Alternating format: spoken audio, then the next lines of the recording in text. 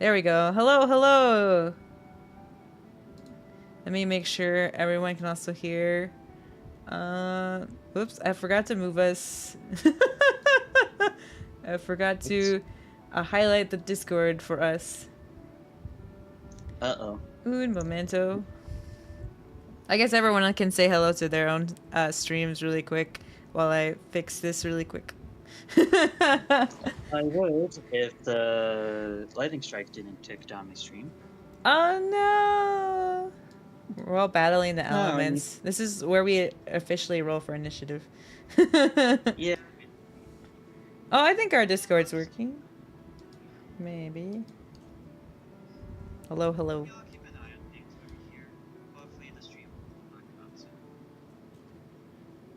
That sounds good. Give it a time to reload. I'm just trying to pull up Discord really quick. Hold on, chat. We'll be RB.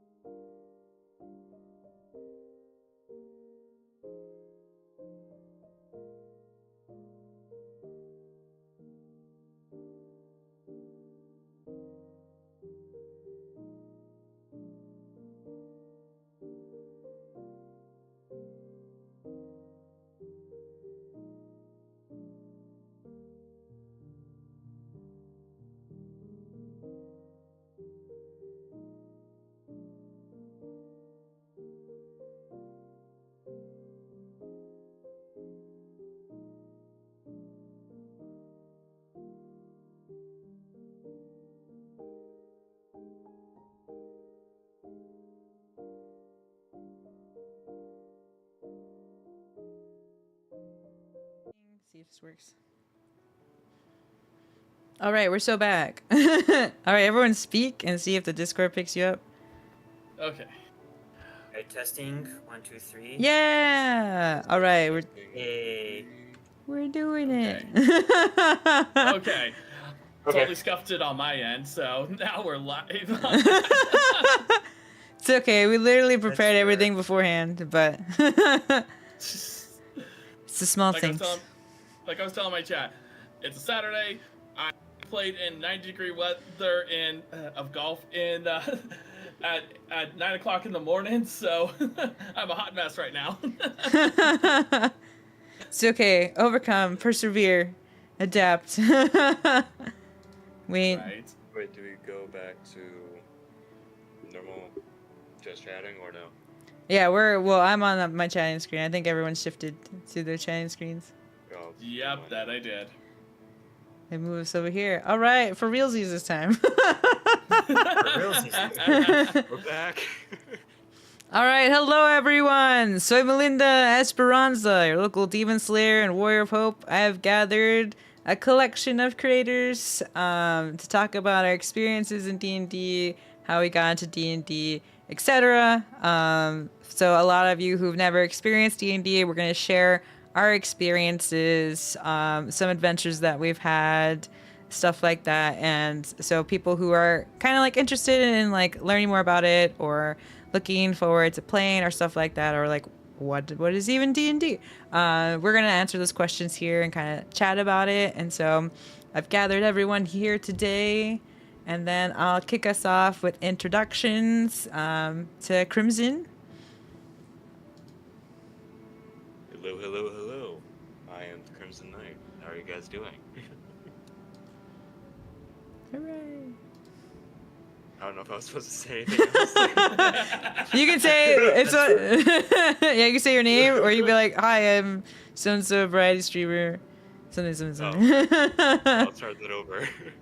Hi, my name is the Crimson Knight. I'm a Christian variety streamer. I primarily do gaming, but this is my first just chatting stream, and it's also my first collab stream in general. So let's see how this goes. Hooray. Yay. Whoa. All right, tabletop. You can go next. Thank you. So I'm Tabletop Fortress, also known on my stream as the Herald. I mostly run the D&D sessions for the campaign in my world that's known as Nora, and mostly just deal emotional damage and engage in stories to my players and viewers alike, as the viewers also get a chance to help or hinder the party as they so desire. Voice. Right. I guess it's my turn now. Mhm. Hello everyone. I am Zektron, the blue dragon PNG tuber, flying high through the skies, loving Jesus along the way. And it's great to be here, and I'm looking forward to yapping about some D&D interpretive role-playing games, especially after the lightning strike from earlier, but I'm just grateful for what's going on. So, let's see how things go. But you're a blue dragonborn. Don't they breathe lightning? Are you sure that's not from you? I'm... Well, it took up my live stream for a little bit, but not complaining. But I'm more like a cold-themed dragon than a lightning dragon, so it's more like I breathe cold than lightning. Nice. Hi, I am generic villager Oasis. I'm just a local fan that's here. I know D&D stuff and whatever, and I got roped into this, and I'm happy to be here. I know. While we were doing all the streamer stuff, Mr. Waffles was like, I don't gotta worry about a thing. Yeah, exactly. Meanwhile, the rest of us were worrying about if we could see chat or not. I know, fixing things.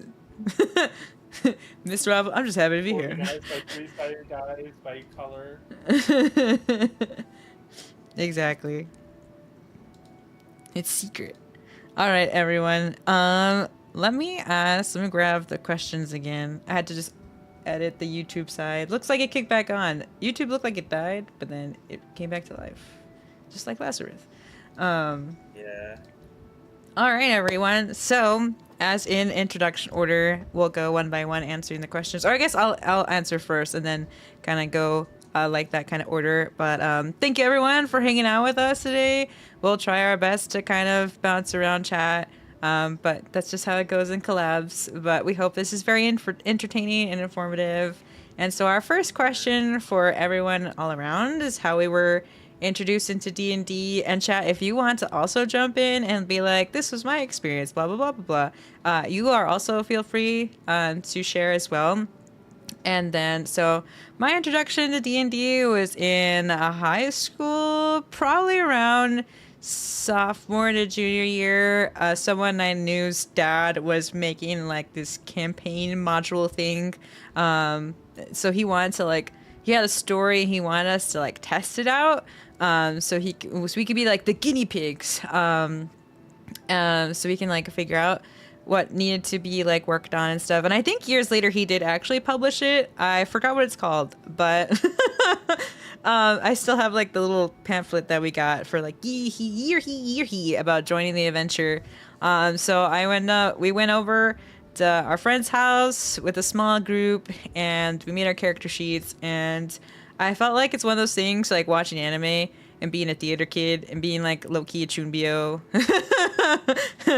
D&D was a really good mix of all of these things of roleplay and stuff. So I learned how to do D&D back in high school, and my first character was like this cool kind of swashbuckler-esque fighter. I don't really remember. I think she was more of a fighter, but it was really cool. That was my introduction to D&D. Just someone being like, "Hey, my dad's testing this out," and he also played D&D too. And so we were like, "What's that?" And then that's how we fell into the rabbit hole. What's this? There's color everywhere. Exactly. Now and then now roll for initiative. Do not despair. No. Not the initiative roll. All right, Crimson, you will kick us off. Alright. So, my introduction to D&D was a friend of mine. It was actually at school too, and one of my friends talked to me about it, and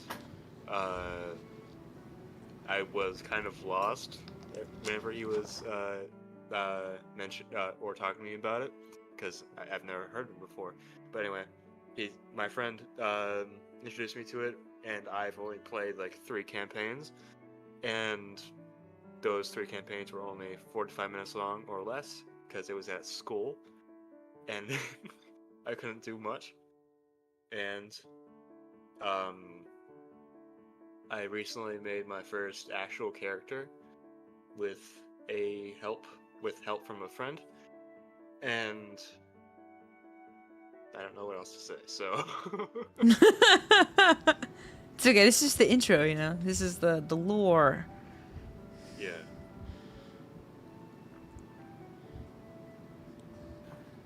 And so, for me, I was born with a D20 in hand and a DM screen, because I'm a forever DM. No, I'm serious now. So what happened for me was my introduction was actually much later in life, closer to around college age, and a lot of it was actually due to it was around the time it was before 5th edition. It was a 3.5, I remember, and I don't know, I don't even remember how I got wrapped into this, but some people that I met in the Twitch community decided, hey, we're just doing a little thing offline and try some D&D. I'm like, okay. One session, I didn't understand anything, literally nothing. All I knew is I made a Dragonborn Paladin. Apparently he failed his breath, and that's all I knew. But I would get a more formal introduction once I had I was introduced to Critical Role, and it was through there that I actually started to understand the concept of it and how the playstyles, how it's executed and everything. Because a lot of it, growing up, it was very much, my family was very much avoidant of it for the longest time. Because it was part of the whole if you're around my age, you would know about what they call nowadays the Satanic Panic, and so they immediately thought it was of the devil and all this other stuff. But it wasn't until later on that in college I was like, oh wait, it's just you're just being a nerd and rolling dice. I'm a nerd, I'll roll dice, why not?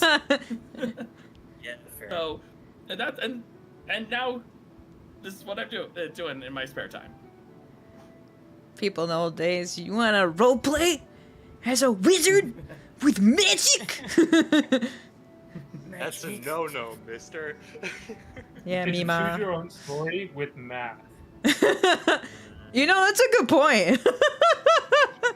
Right? We're nerds and then choose your own adventure with math. There. Mathematical. And these things we throw. Yeah, the numbers that show up determine what we can do. Exactly. Yeah. Alright. I guess it's my turn now. So, I was introduced to D&D through my family, actually.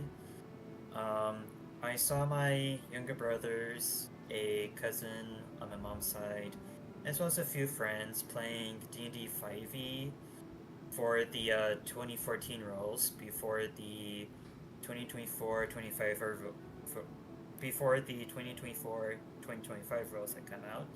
Within it was like relatively new, I think, at the time, no more than 2 years old, if I remember correctly. While I was playing Breath of the Wild, and I thought, you know what, I'll give it a try one day and see how I think of it. So I just created a Firbolg named Glenboros, who was a land of the circle coast druid, and we leveled up to like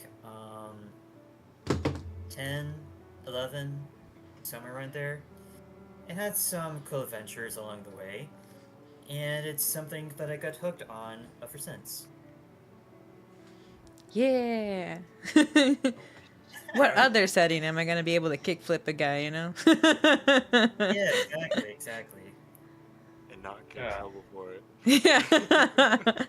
Yeah, pretty much. Well, sometimes. Yeah, sometimes. Depends on what's going on. On which campaign? True. Well, my introduction to D&D was I pretty much heard about it from me, seeing it on YouTube, all about. Didn't really pay too much attention, and then 4 years ago, I moved state. Wanted to do something fun besides work and staying home. I went to a local comic book store, and they were doing D&D on Mondays, and that was my days off. So I was just like, sure, yeah, why not? My first character was a dwarven barbarian who really hated magic and had a hand axe on the right side of his skull and had amnesia. He had amnesia? Yeah, because of the hand axe in his head. Oh, yeah, you're right. I'm just like, I don't want to think about a backstory, so I'm just going to make it where I have amnesia and the DM can do whatever with the backstory, and I don't want to think about spell casting, so I'm just going to play a character that hates spell casting, so I don't have to think about it, and a barbarian Everything is he forgets. The a only thing he tank, remembers and is I that he like hates playing magic. tanks in video games. If there's one thing that shows as that you trust someone as a DM is when you enter the famous phrase, "I'm gonna trust you with the backstory. I'm going to have amnesia." Yeah. You are putting your life in their hands. Yeah, I remember. Well, they did a pretty unique scheme. It turned out I was a king, and I had a What? wife and kid. So it was pretty interesting once I found out about that stuff. The whole party was shocked. I was even more shocked. DM, these are your wife and kids, Mr. Waffles? When? Yeah. Well, the character I had was a called wife? Thorn Pyrite. Oh, yeah. Kids? Kids? When did that happen? Yeah. D&D's a fun adventure. Anyways, yeah. Daddy doobie. That's funny. It's kind of like, I don't know, it's one of those things where you do trust your DM. I remember in a party that I played with a long time ago, we had one character, or a friend who was like, I'd like to join. It's like, oh, well, we're kind of in the thick of it, so how are we gonna, put you in there. I mean, we'll probably pick you up at a town or something. But the DM's like, oh no, I got it next session. And so we're like, okay, that's cool. We're in the middle of a fight, so we're like, okay, I imagine while I'm sitting there that we'll get through this fight, go to another town, pick up this dude, that our friend will be, easy peasy. In my mind of like logistics that'll go. But then he ended up, I forgot, I think our monk character, something happens, and then like our new character is birthed from their head. They just spill out during this fight. Wait. Birth Yeah, from their head. Yeah, from their head. Okay, Athena, I see you. We just all stood there. Like... Confusion in game, out of game. if you really think about it, you can unironically say, now you're giving me a migraine. Yep. True. FLC. Yeah. Fully cooly style. Yeah, that's basically how that went. We were just so like, I don't even know. And the monk player was like, how did I do that? I don't remember if something happened special or if they had a special ability or something, but our friend was just birthed out, and then I don't even remember how we even got into extra introductions. I think he joined the fight because obviously we were fighting bad guys, and then we were like, that happened. And then his character also was like the type that he couldn't be sane unless he was actively drinking. So he was just a guy that was birthed from a mind, and then who just kept getting drunk. It was what a time. Oh, I see. He was a drunken monk, the way of the drunken hand, or whatever it's called. No, not the monk was drunk. I forgot, our friend that was born from the monk was drinking all the time.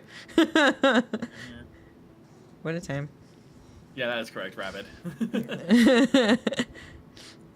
And then, anyways, I feel like that's a good segue into what is our favorite character that you've played or made or both? I'm trying to think. My favorite that I played, her name is Hikari. Or no, her name was Nanami. I named a character that was similar to her in a one-shot, and I named her Hikari for lore purposes. But I named her Nanami, and she was really cool, very tough lady, strong lady.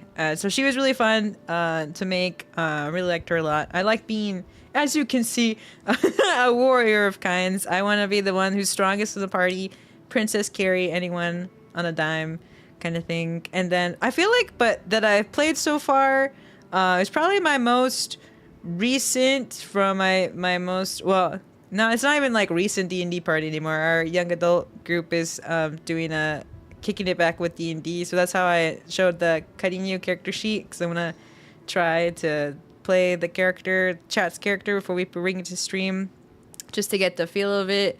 But before my young adults from church D&D party, a few years ago, we had a campaign where I was a charlatan. I was a male charlatan called Tomoe.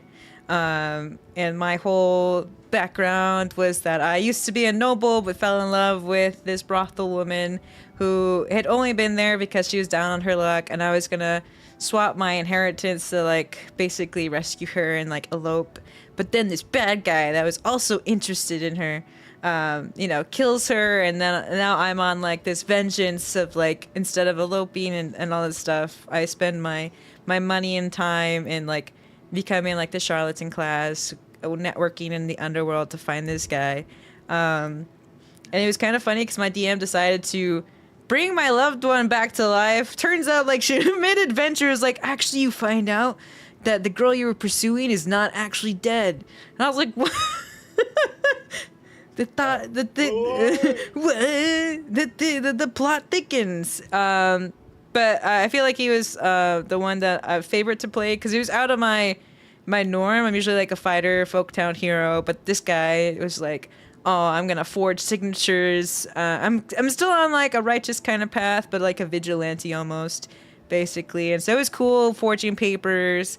I had leveled up to start mimicking voices, which I'm like, well, that's cool, you know? It's like what I do now. I mimic Sonic's voice, but I mimic other people's voices in campaign. Sure.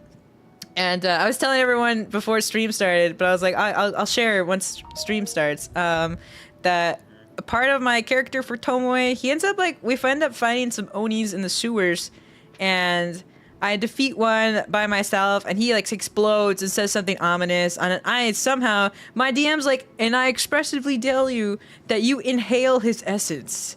And I was like, well, how about I don't? Not the essence. Well, he at explodes. least you inhaled the essence and didn't try to eat a urine. I was like, Literally, all I could picture was just like someone accidentally inhaling ashes.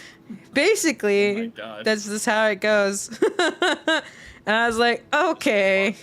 It didn't come into play for a long time until we were fighting these like bad guys, bandits basically, and I end up trying to punch. I think I end up rolling a 1, and my sword is gone from my hand. You know how it goes with the nat 1. So I was like, you know what? I'm just gonna punch this guy. You know, he's punching me. I'm gonna punch him. Well, I end up like blasting a hole into his chest. And my idea was just like, well, you punch a guy, and I end up rolling pretty good.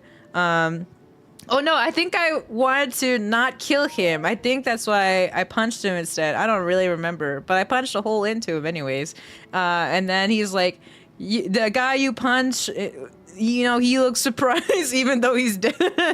I look surprised, and then I end up like collapsing from exhaustion. And my party members are just like, oh my gosh, Tomoe! And then I end up... Try not to kill him, but we killed him anyway. Yeah, you know, I tried at least. Who knew I would activate these Oni powers that would come later from inhaling a guy that too is an Oni. And then I turned up blue Oni, and I had Oni powers, but like there's like the whole thing where monsters are basically frowned upon in society, so I just kind of walk around like a mummy, almost low-key, or like, you know, in garb. So I felt like he was my favorite that I played, mostly because I've gone into so many shenanigans and just kind of improved with our like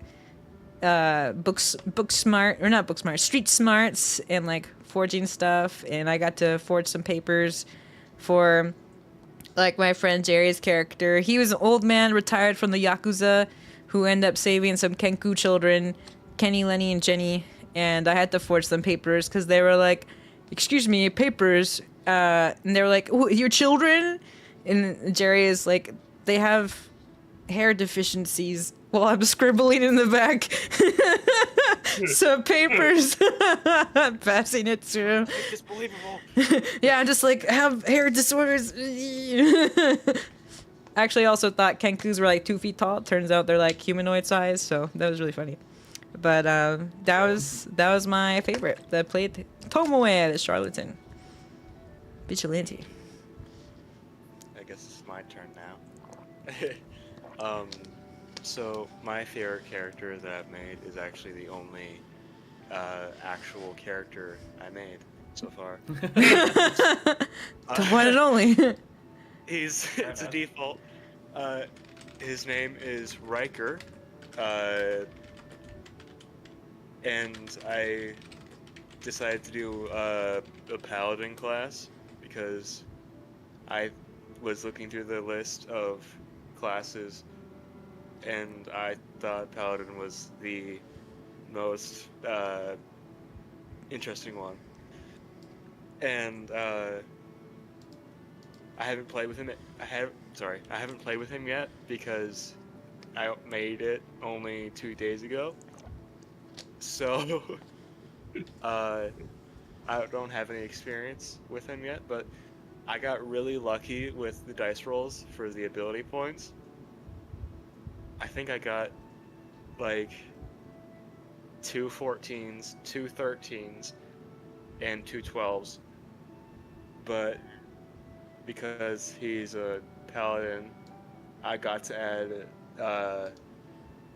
an extra point to 2 of the stats. So I chose strength and charisma. And now they're 15s. And it was interesting.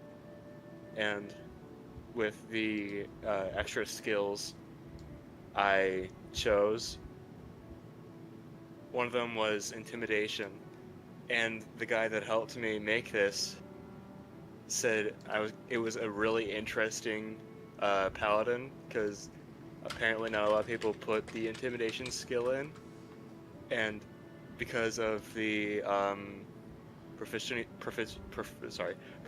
bonus and the charisma bonus, it was a +4 for intimidation. So it's a really scary paladin apparently, and a whole bunch of other stats. You're just I don't have a lot. What? oh, I would say you're just fiercely encouraging with your intimidation. Heavily persuading. Yeah. He's the intensive care of the Aggressive kindness. aggressive intensive care. Yeah. He's really scary but really nice at the same time. Yeah, true. It's like Oh, me in boy. real life. Okay. I don't know what else to say about him because I haven't had much about him Yeah. yet. That's But okay. True. I think this Uh, also is an opportunity to emphasize the point that we all come from different levels of experience and Yeah. in this sort of in this game. So we have some people who are just starting off, and then others who have been doing this for years. A variety of voices Yeah. and My insight. favorite, Yeah. one of my favorite campaigns that I've done, because I've only done like 3. It was the longest one because it was the entire school period, and I don't remember what character that got my friend made for me, but it had something to do with magic, so it was probably either a paladin or a wizard or something. But I remember my character died almost immediately after fighting like a massive dragon or something like that. And my friend did not make it subtle. He made it so like he exploded into millions of pieces. Like, well, that's interesting. Okay. So You have one of my died. only experiences with D&D is me dying, basically. Oh, It's no. kind of funny. What a time to no longer be alive. Hey, I can tell you this though, that you already have more experience than some players I've had who have been playing for years and never had a character die. So you can wear that with pride. We had a Yeah. fake out I die. died. I'm special.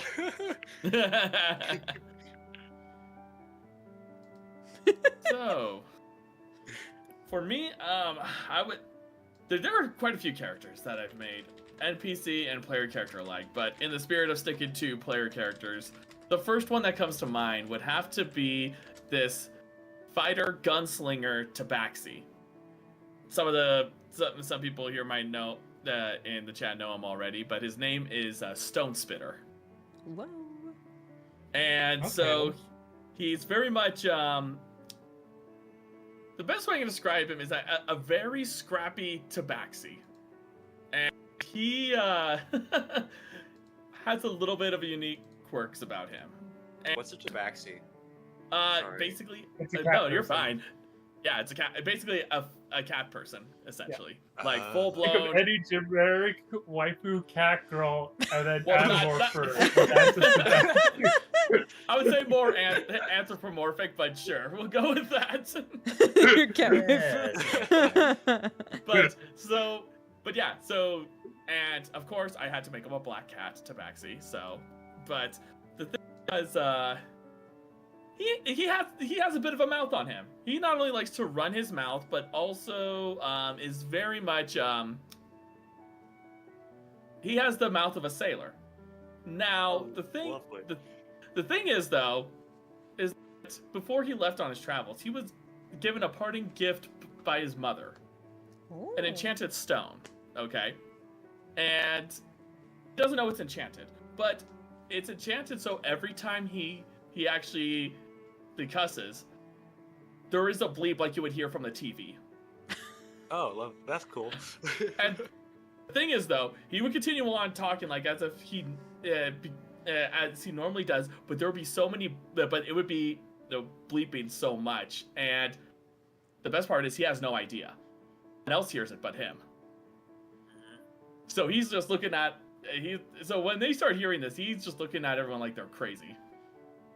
But so when I introduced him, and this is my highlight for him, his introduction was great because he was skulking around trying to find this party, and he ends up getting caught by a bolt, like I forget, some kind of spell, because he was skulking around. Because this was online, I had already set up ahead of time the bleep on my stream deck. So the first thing they hear is not even a word from him, just a beep. And it's just from that point forward, as he was talking and there'd be these bleeps, everyone at the table was just in tears within the first 15 minutes of meeting him. And he became so he became a very lovable character right off the bat, and is a core memory for some people. It's gonna be like in someone's will. Be like, remember that one D&D session when you just were bleeping? Yeah. There's so many bleeps within 30 seconds.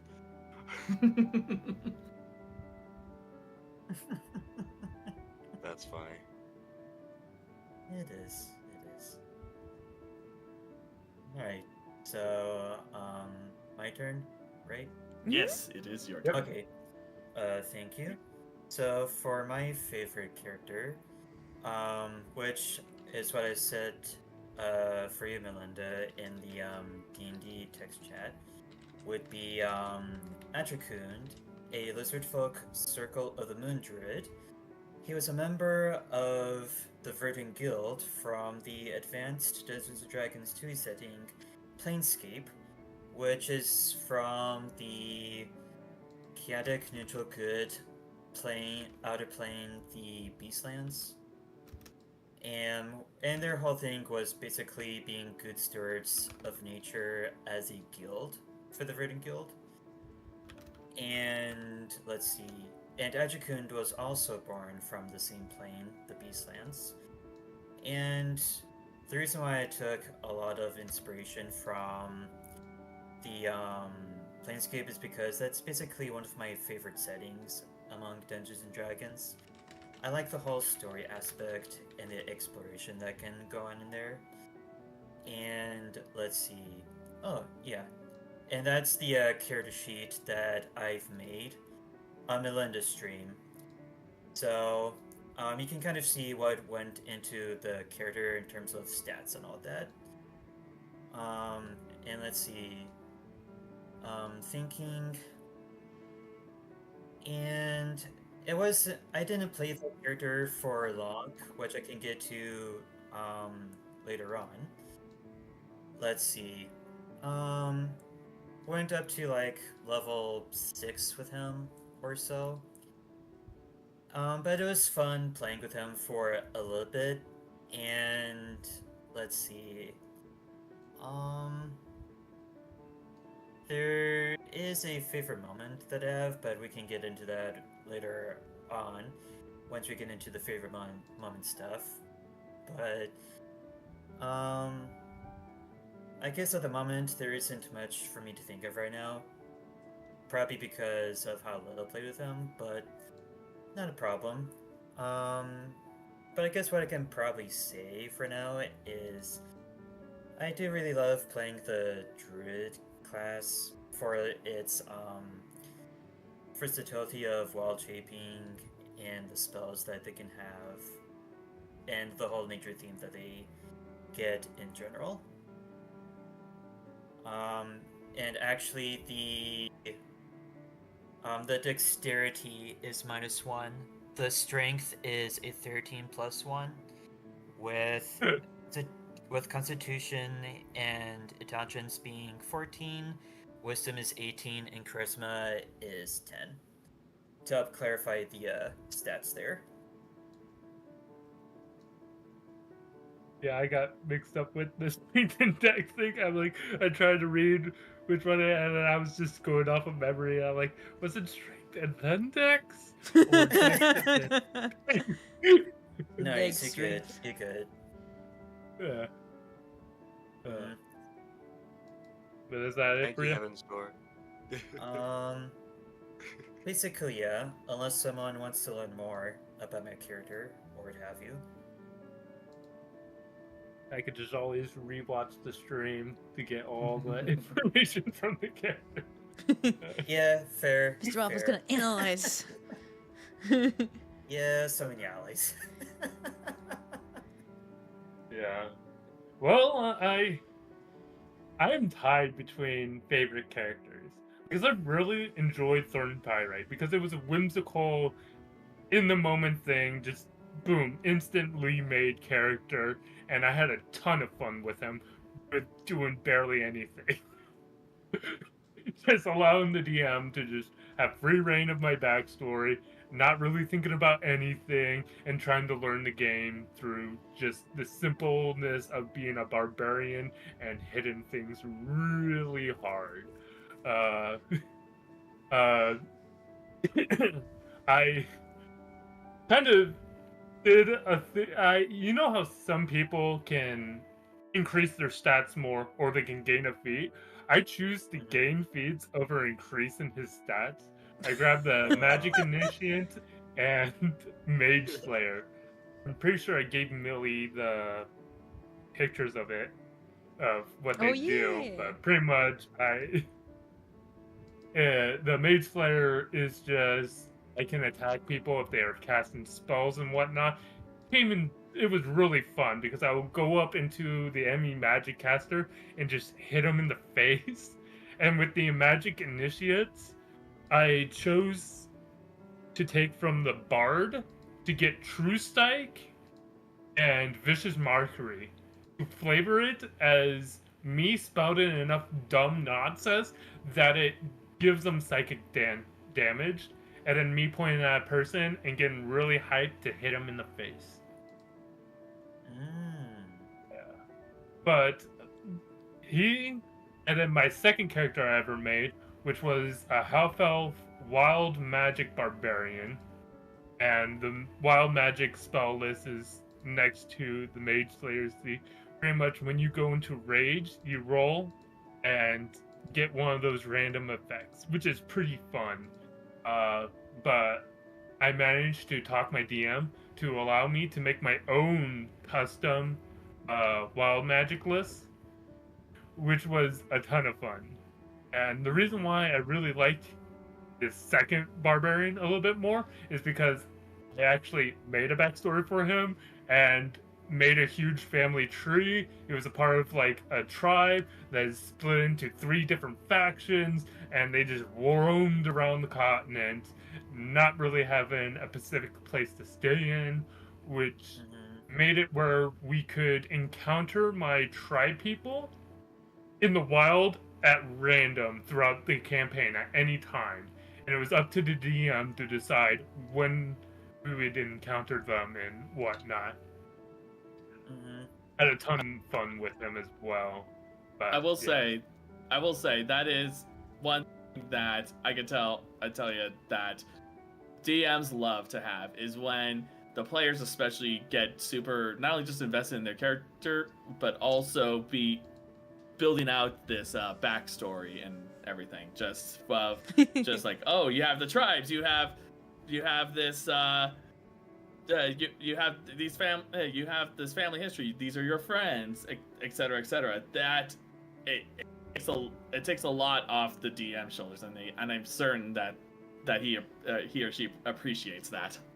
Oh, they loved both of the characters. So my 2 favorite characters, both times I play it, the DMs always love these characters, and the rest of the players always love them every time I play them, which makes me fond of them even more. Because I'm like, I've made these characters, I love these characters, and other people really love these characters. So it grows my love for these characters even more. And the reason why he has wild magic, I just spend it where his mom is the elf, and she was a druid. So she had spell cast in. His father was just a simple fighter, so he had no magic. So he has magic from his mom's side, but no magic from his father's side. So that's why I picked the wild magic barbarian and gave it a little flavor of why he is the path he picked. And the DM also really loved that about him as well. The part of him that it makes him like really excited to punch someone in the face kind of reminds me of Bakugo from My Hero Academia. He wasn't excited to punch people in the face. He was a very enthusiastic person that is fine with throwing it down when things go south. Because when you're it's more just like a Deku or something. roaming around and you come across a bear, you either punch it or kill it. And that's So where you're- his options growing up. So you're telling me he enjoys his very enthusiastic walks. Yeah. Anyways, the reason why he joined the party was he was doing training to become the chieftain of the tribe. So he left the clan to form his own group of party and understand what it means to lead and be with a group of people that you have no idea with, like any backstory of, and whatever and whatnot, and so on and so forth, and try to gain the leadership potential. But then Thorn Pyrite was amnesia, grumpy dwarf that will protect you if you're his friend, will kick your teeth in if you're not. If you hand him booze, he will drink you dry.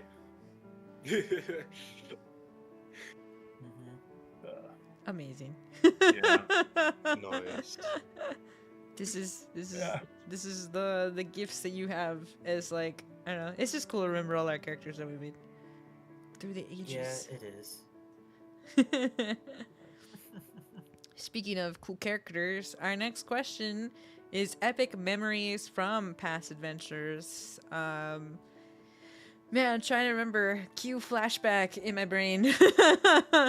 What have I done over the past times? Trying to think. I remember most from the one where my friend had the 3 Kenku children.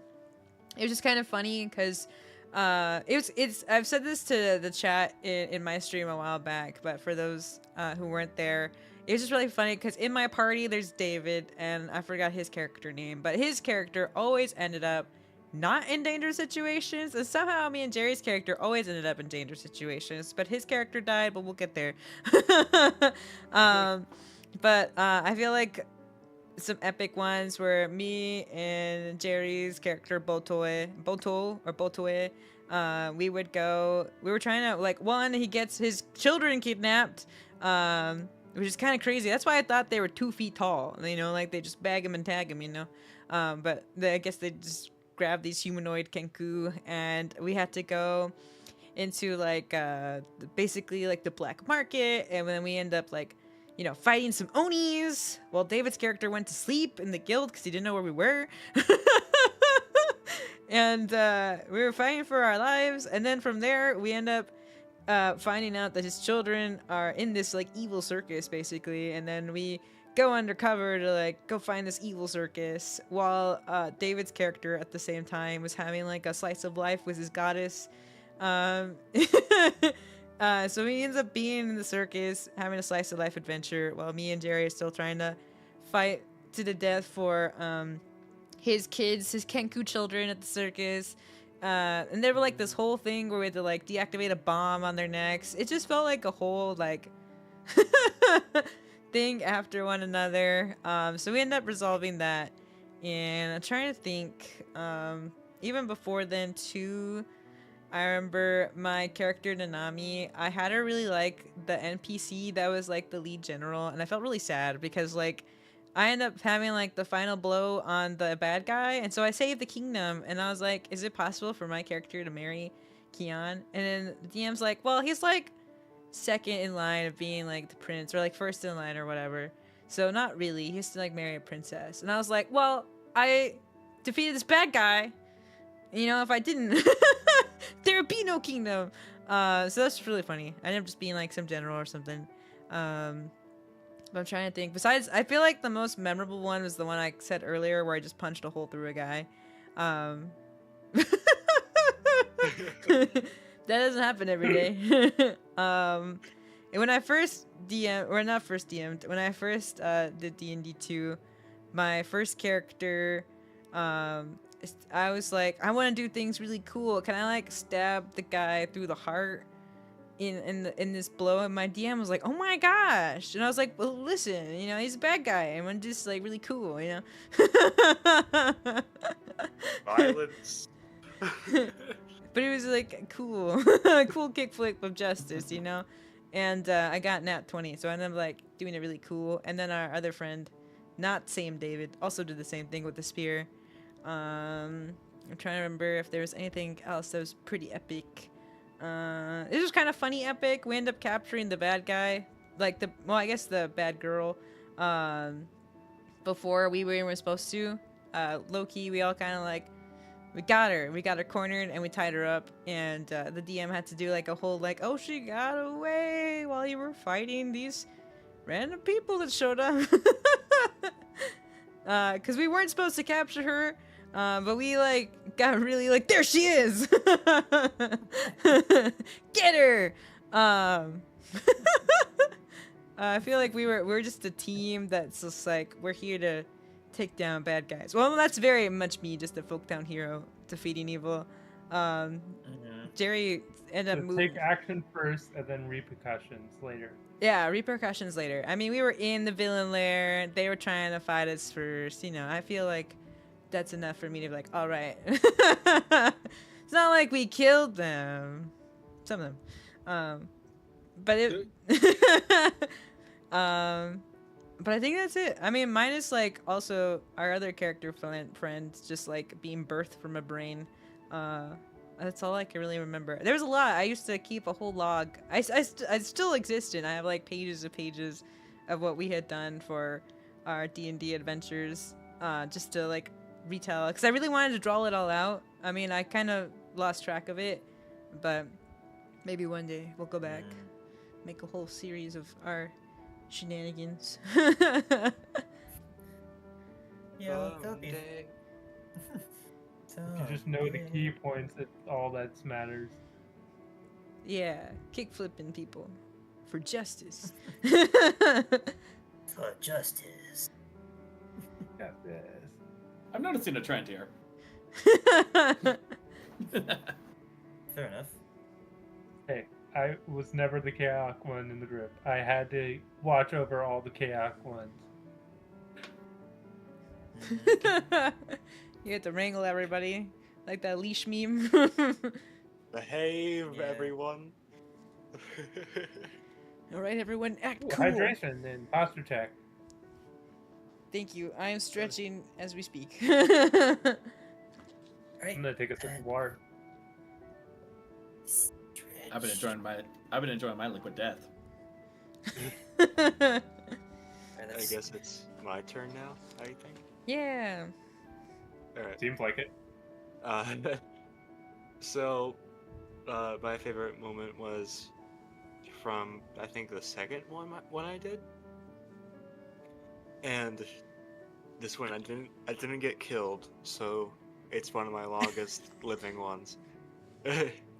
And he was a elf archer, and he had this really cool looking bow that I'm pretty sure the DM said with the custom ability he gave it amplified the speed like by a couple hundred times, so it could almost never be blocked unless the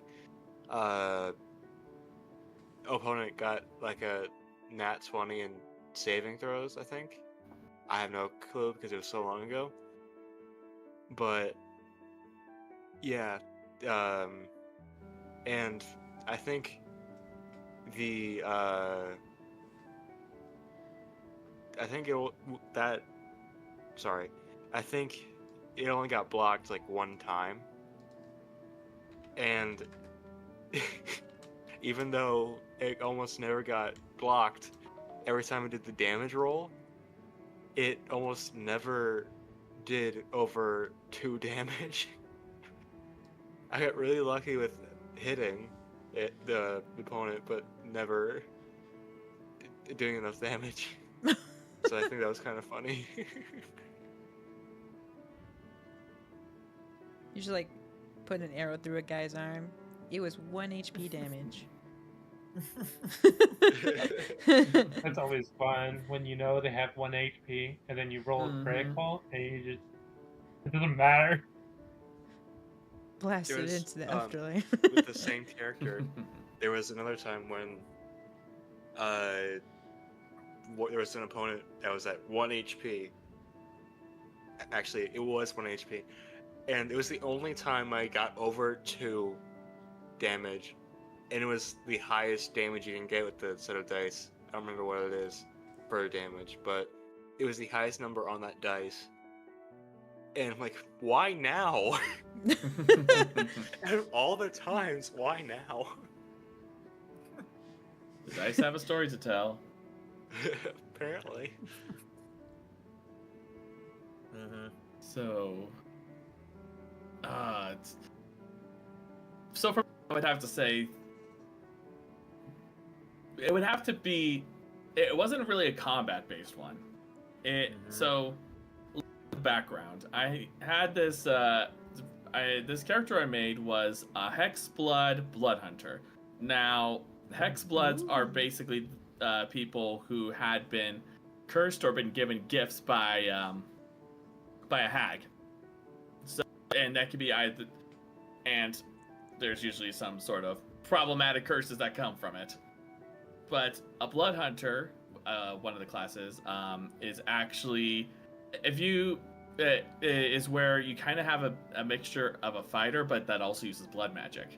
So if you are familiar with The Witcher at all, that's kind of what it is. It's a D&D version of it. So this guy I made, his name, for the viewers, his name is Gilad Blackthorn. And he was very much the the best way to describe it is the burnt out gifted kid. And his main spellcasting modifier was intelligence. Now, during the whole time, up until this point in the session, I had that pretty much played him essentially as like the goofball, that he never really used his wit around the party as much. Now, we ended up at some point in the Feywild. And in this Feywild, they were trying to elect the new queen of I think it's called Queen of Wind and Darkness or something like that. Air and Darkness, that's what it was. Wow, sounds So- lovely. Yeah, it's kind of like the yin and yang in the Feywild. So it's like the darker side of the Feywild. And so they were having this election of sorts, and it's imagine a Colosseum, but instead of it being, imagine it packed to the brim, but instead of it having like combat taking place, it's actually debates and trying to pretty much proclaiming why they should be the next queen. And the audience could ask questions. Gil was an outsider. As in, while he was technically Fey and could be there to visit and everything, he was not part of the Feywild per se. So he really had no dog in this. And we were here because there was also, besides trying to get back to the material plane, we were trying to deal with some people who were trying to assassinate the whoever was going to be crowned the next queen. We saw some strange activity taking place. To help them in the situation to narrow down so they wouldn't hide in the crowd, he stood up and asked and said he had a question. Everyone of the audience and the people down below turned and immediately faced him. The party was panicking because this whole time they see him as a goofball, like an idiot. No one actually in the party, except for one person, knew that his main spellcasting modifier was intelligence, and his intelligence was 18. Ooh. Wow. So he articulated a question, which I asked in session. The question lasted for the string of a question lasted for like 1 to 2 minutes. I actually spoke for that long, and that it actually bought the party enough time to spot the would-be assassins. All the while leaving the DM flabbergasted as to, wait, where did this come from? So it worked in the favor, but it also led to that point where the party realized, oh, there's a reason that there's a reason for him to be like this. Mm-hmm. You've activated my trap card. Exactly. I was very proud of that role-playing moment. Let's go. Sounds really nice. It's always lovely to have somebody that cares about the role playing and not everybody be focused about combat. Yeah. Yeah. I always focus on the roleplay more than combat, just because I like doing that sort of thing. Because my mind constantly makes different universes, and Same playing here. things like I like these, with the whole like- family tree thing. I just meant to make the one character, but I'm like, who is his parents? Who is his sister? I made this sister a twin sister, and I'm like, what's the family dynamic? Why are they barbarians? Why are they traveling around? And then I did so on and so forth, and made a whole mountain range, made a whole town, made a whole rival faction, made their lifestyle, made what each tribe members were best specialized as, all while I was making the character. Yeah. Playing D&D is a good way of putting the creativeness out and into the world with it being okay, I guess. True. It lets out our inner theater kid. Yeah. Builds our For social those of skills us who too. are theater kids. I'm a theater kid. Mhm. So I'm guessing we'll transition to Zerg. Yep. So for my turn, one of my favorite moments was in my cousin's campaign that I mentioned earlier, where me as Glimbros, as well as, if I can remember the names, Delbic, a Path of the Zealot Barbarian Dwarf, and can I remember any other party members? At the moment I can remember, but the group and I were in the Plane of Dreams, going through a robots facility.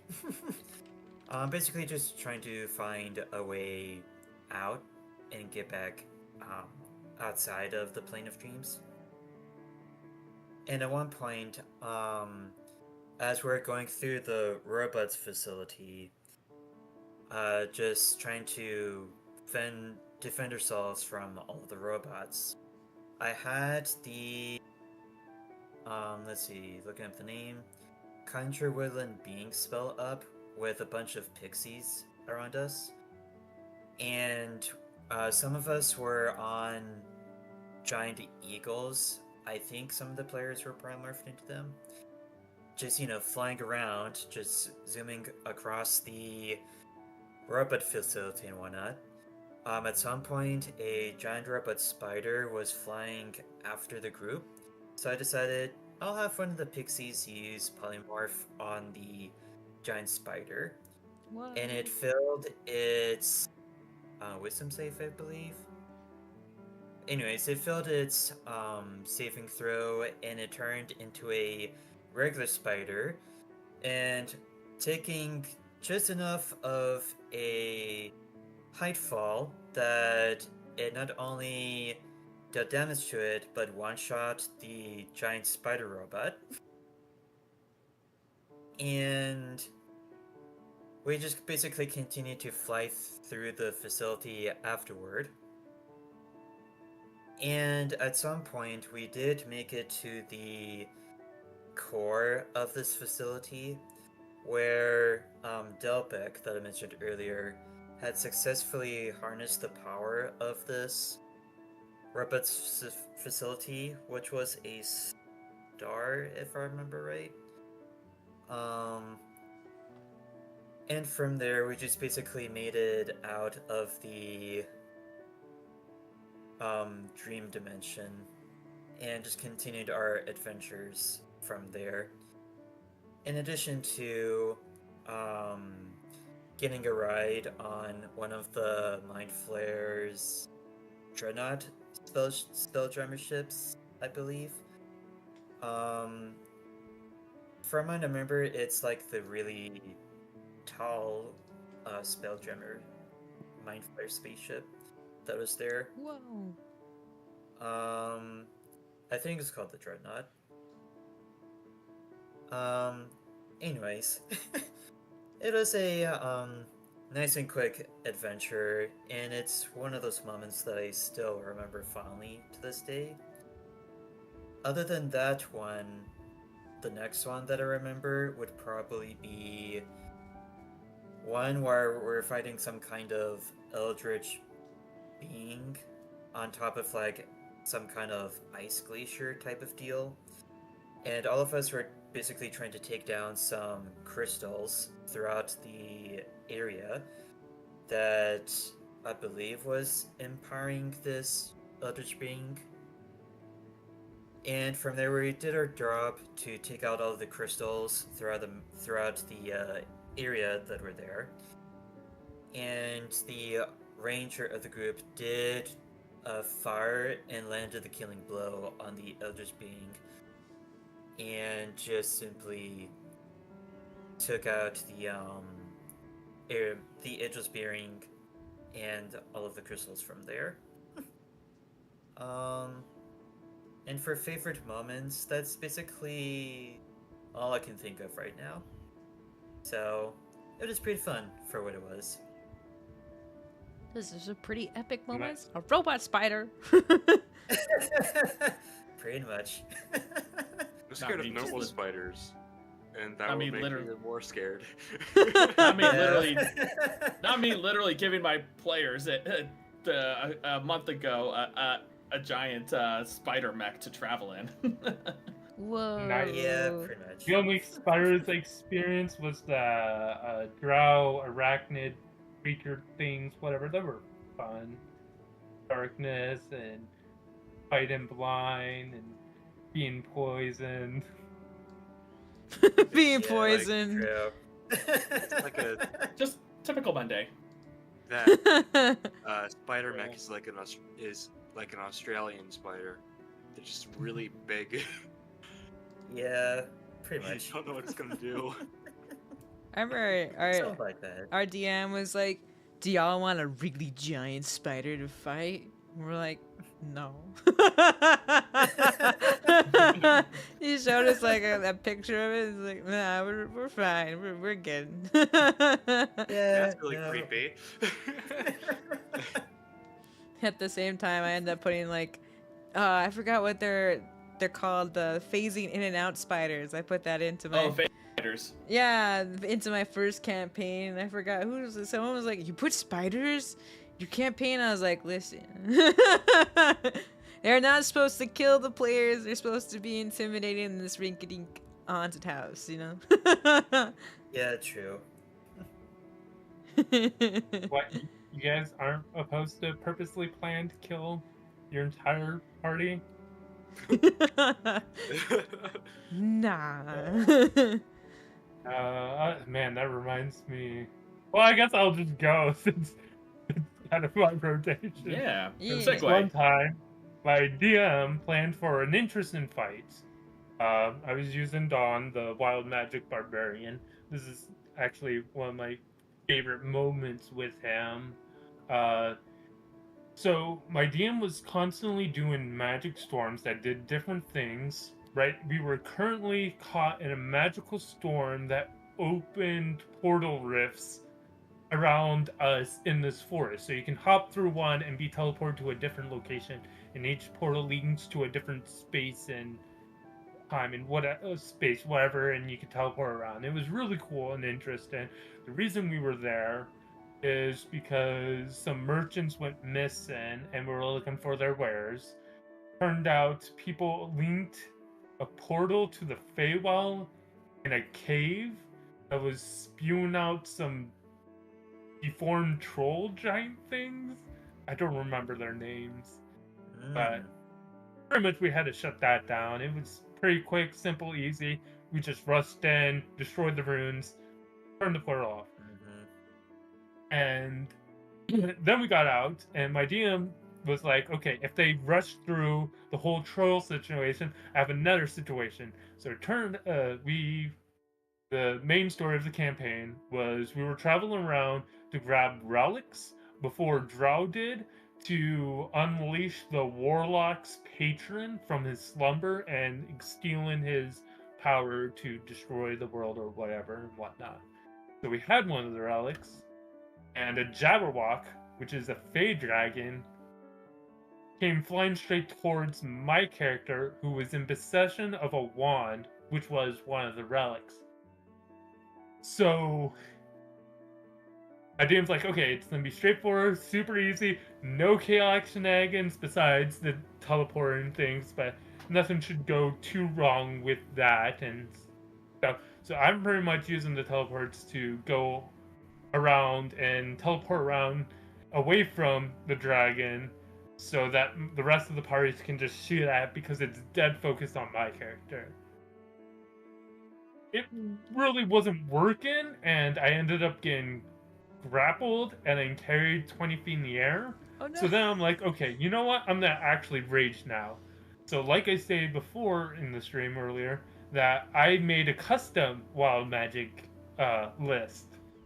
I rolled the dice, and I rolled a 4, which 4 allowed me to roll another set of dice, which was a d6 at the time, and I would randomly transform into a random animal that were all approved by my GM.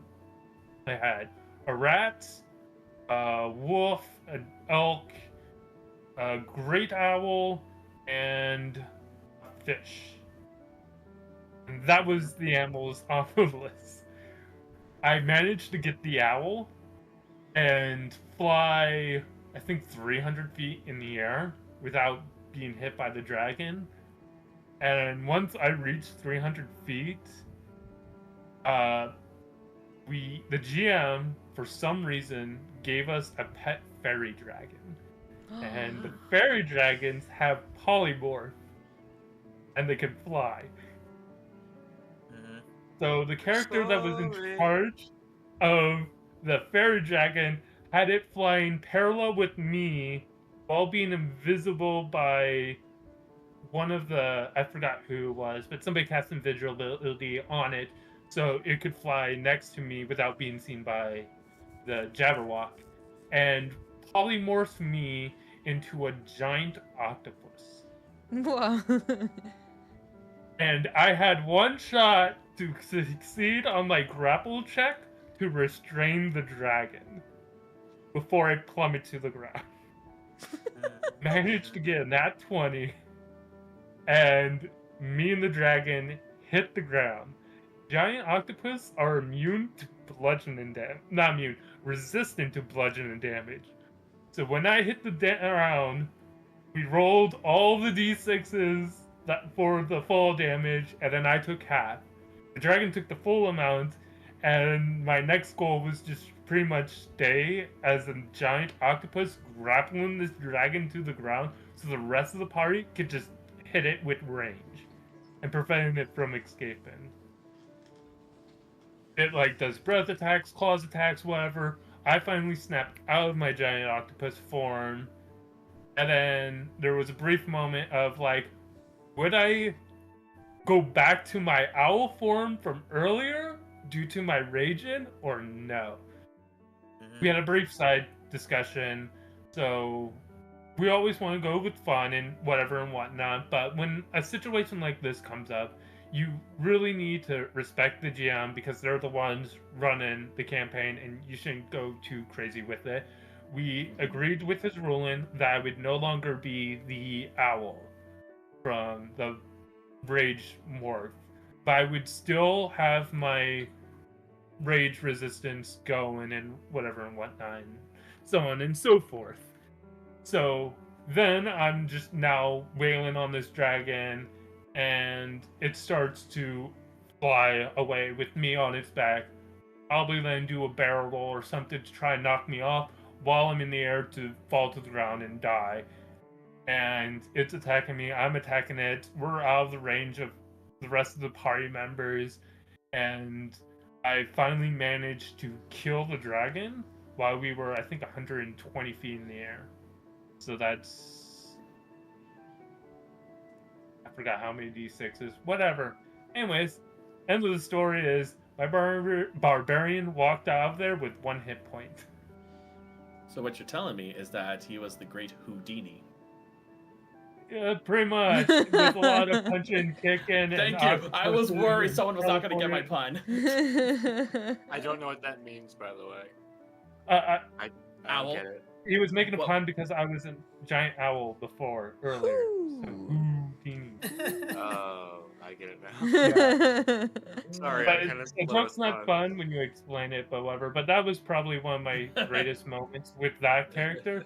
Just the sheer chaos of the whole thing and how it ended up. But the thing was, when we were fighting the troll stuff, we took a lot of hits. So when the dragon appeared, he almost like player wiped all of us. But because I was a barbarian and I took pretty much next to no damage in the previous fight, and it was focused on me, we managed to save a total party kill and whatever. So that was nice. And then the GM's like, cool, I need to get rid of that fairy dragon. And we're like, you're the one that gave it to us. We bought a random cat at a store. And then, yeah, the cat just was acting weird. And then somehow, suddenly, it became a fairy dragon at some point in time during our travel. And we're like, oh, okay. He's like, yeah, it was always a fairy dragon. We're like, cool. Your GM is like, Yeah. actually, he was always just a cat. The moral of the story is, GMs, do not give your players fairy dragons because we will abuse the polypore. Or I could also see the argument being that even DMs have consequences of their own actions. Oh yeah, Yeah, without that fairy dragon, I don't know how that combat would have went. I was like on the edge of I my was seat. I was watching a campaign a while ago on YouTube, and this one DM gave one of their players something. It was part of the story, and the DM regretted it immediately because the player was using it in a way that they wouldn't thought they would have used it,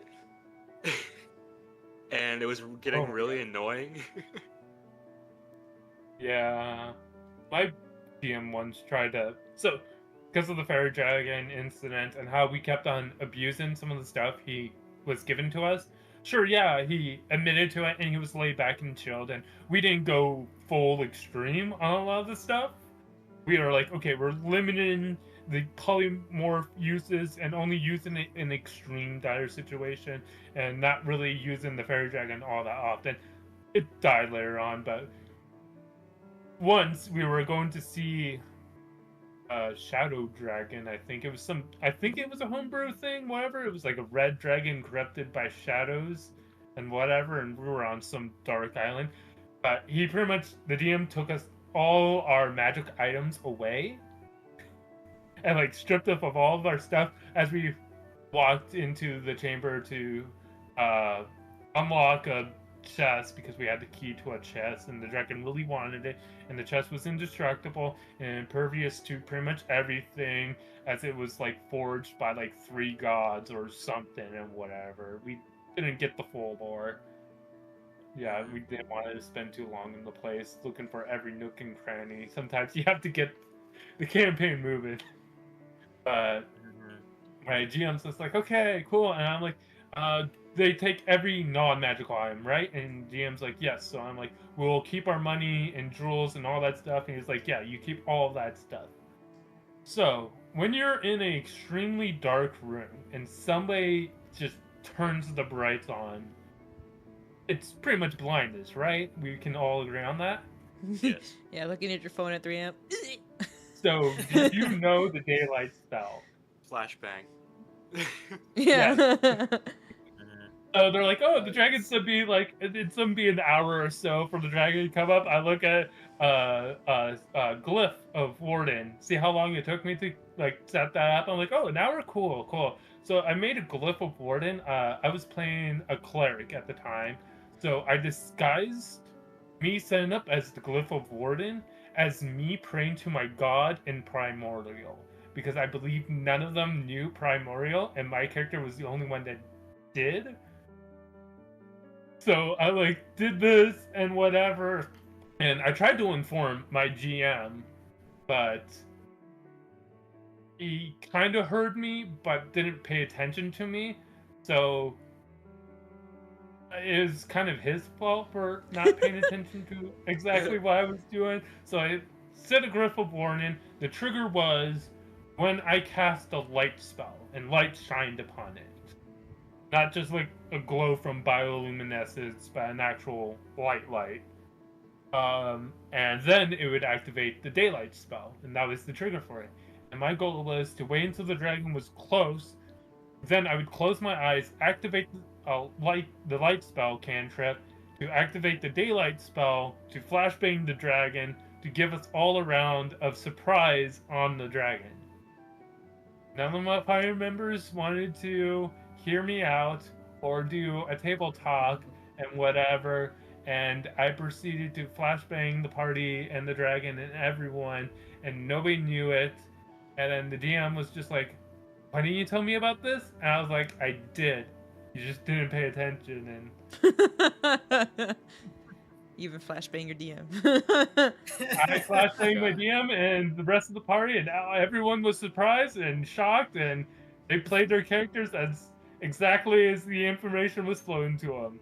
It was also a very fun time, because inside the box thing was the deck of many things. Me, as the player, knew it, but my character wouldn't know it, because the deck is the deck of many things is a mythical item, super rare, and is myth and legends and lore and whatever and stuff. And my cleric, who probably has never read any of that mumbo jumbo, would have no clue what it is, knows that the dragon would want it, but the dragon's being sneaky and hiding in the shadows, and just like, you know what? To pull the dragons out, I'm gonna draw 13 cards of the deck of many things. Now, I do not recommend this to anyone. It's probably the most stupidest thing a person could ever do. Correct? Oh boy. God, Yeah, so... it just reminds me of the times I've used deck of many things on my party. Yeah. Oh. Did your party ever draw 13 or more cards? Well, they didn't have a full deck, but it was a miracle they haven't got wiped by the deck yet. True. Yeah. Yet. So it was the first 13 cards, and there's like, what, 2 very game-ending character death things, whatever, like the Void and It's like whatever. half the deck. Half the deck is pretty much death. Oh yeah, Yeah. a lot of death, but you could survive the death if you're smart about it. But like somewhere, like your character's soul gets trapped in a prison somewhere in some other plane of existence, and your character is just now officially gone. Oh And my then the other gosh. one, like, instant kills a person, no revivify, nothing, whatever. You're just instantly dead. And then there's another where it's literally you summon the Grim Reaper and you just die. Well, the Grim Reaper you can fight, and survive Kind of sounds like through grit Supernatural, and but- steel and whatever.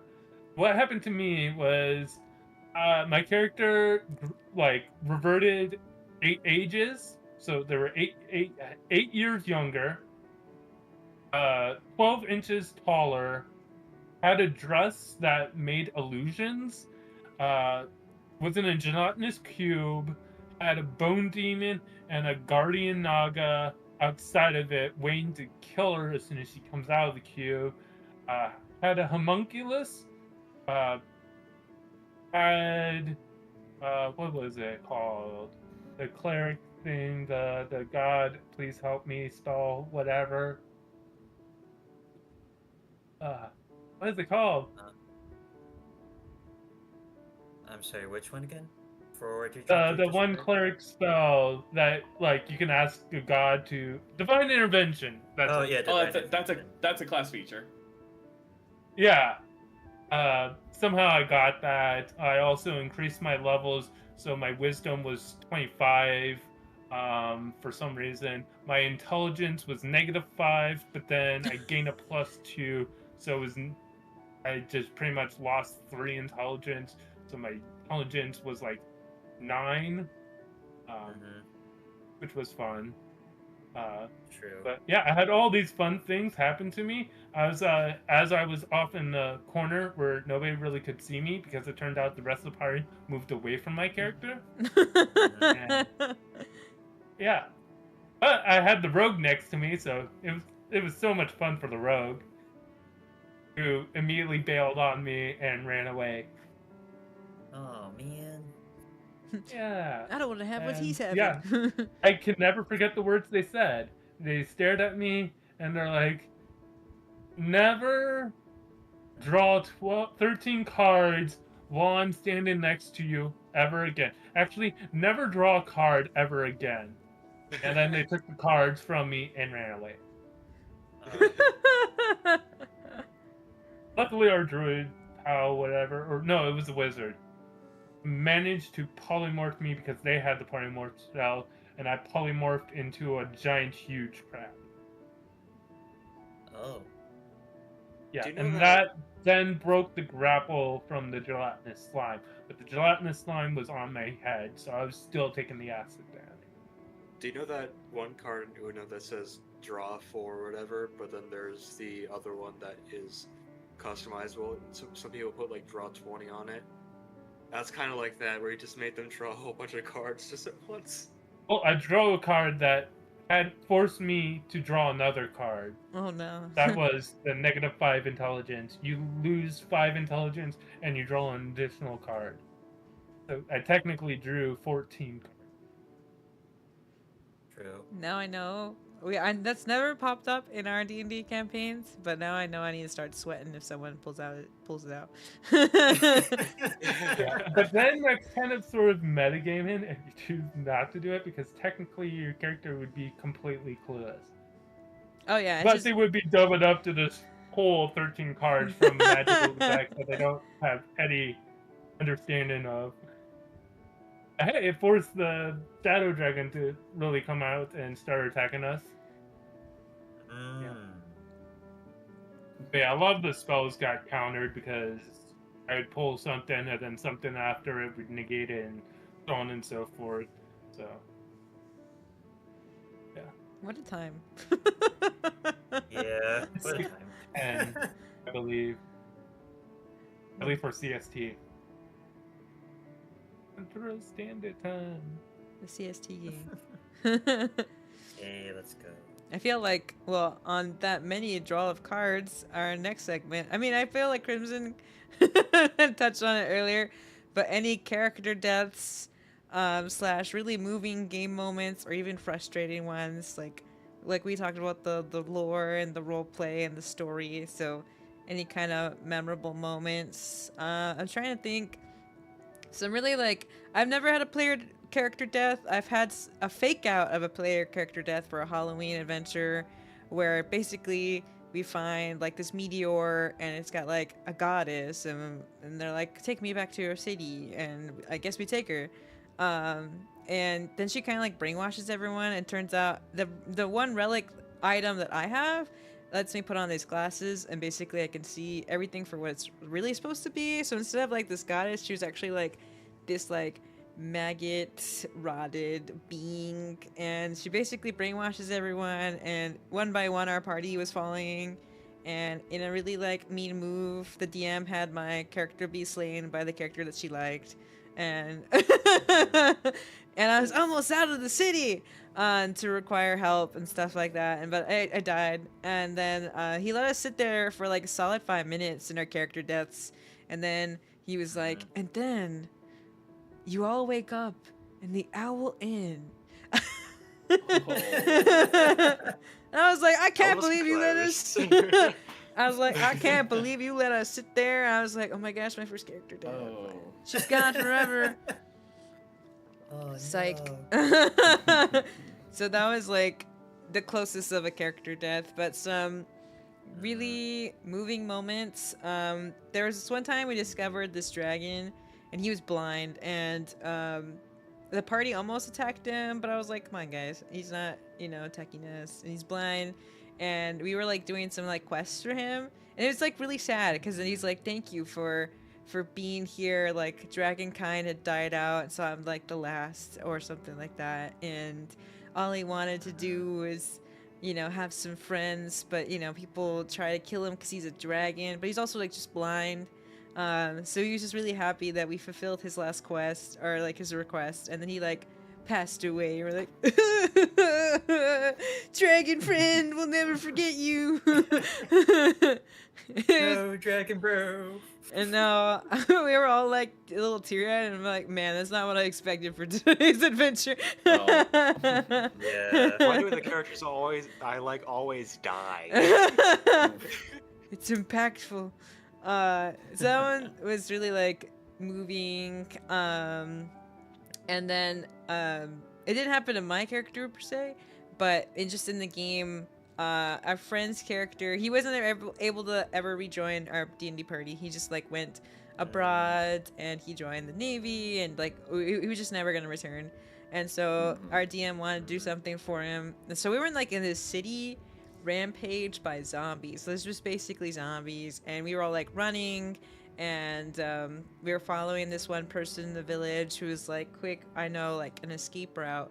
And so, but there was like a flood of like zombies coming behind us, and David's character was part of the story through the DM, just having him be like the puppet master for him. And I feel like someone else's character too, but I can't remember, who was just like not there, who was not able to be present. And we end up going into the little hut, the like sewage kind of thing, to escape the zombie city. And I was like, no, I got this, because someone still has to like hold the door or something like that. So I was like, okay, I got it. I'm strong, And then David's character ends up pushing me in as the last person, and like our DM like set it up very dramatically. It's like, as I fall in, you see like David's character say like, you just gotta go on, and he closed. Oh yeah, that's right. Someone has to lock the hatch. So I was like, I'll stand watch. I'll be really strong. And then David's character pushes me in, and as I fall in, and he locks the hatch, so it locks when it closes. I just see his like samurai character pull out his blade as like this, big wave of zombies, try to get him, and he stands his ground, and he goes out a hero, and then the latch locks, and that's all and then that's it, and we're like, oh, David, he saved us all. And it's a core memory now, because I was like, wow, what a way to go. And we told David like, wow, your character saved us all in this town, and you went out like a hero. And he was like, my character died. I was like, oh, I thought this was conveyed to you beforehand. So it was really funny, but a very like, whoa, moving moment. I can't think of any frustrating. I'm sure there were frustrating ones where we really wanted to save somebody, but we couldn't. I can't remember. I feel like that was just something like our characters just weren't allowed to do a thing, but we really wanted to. Oh yeah. And it was just like, that's it, you know. We want to save the city, but they're too much in chaos of their own, like, you know, civil war with themselves, and you know, too distracted, and it was just a lost cause. We're like, no. And that's it. And those are some ones that I can remember right now.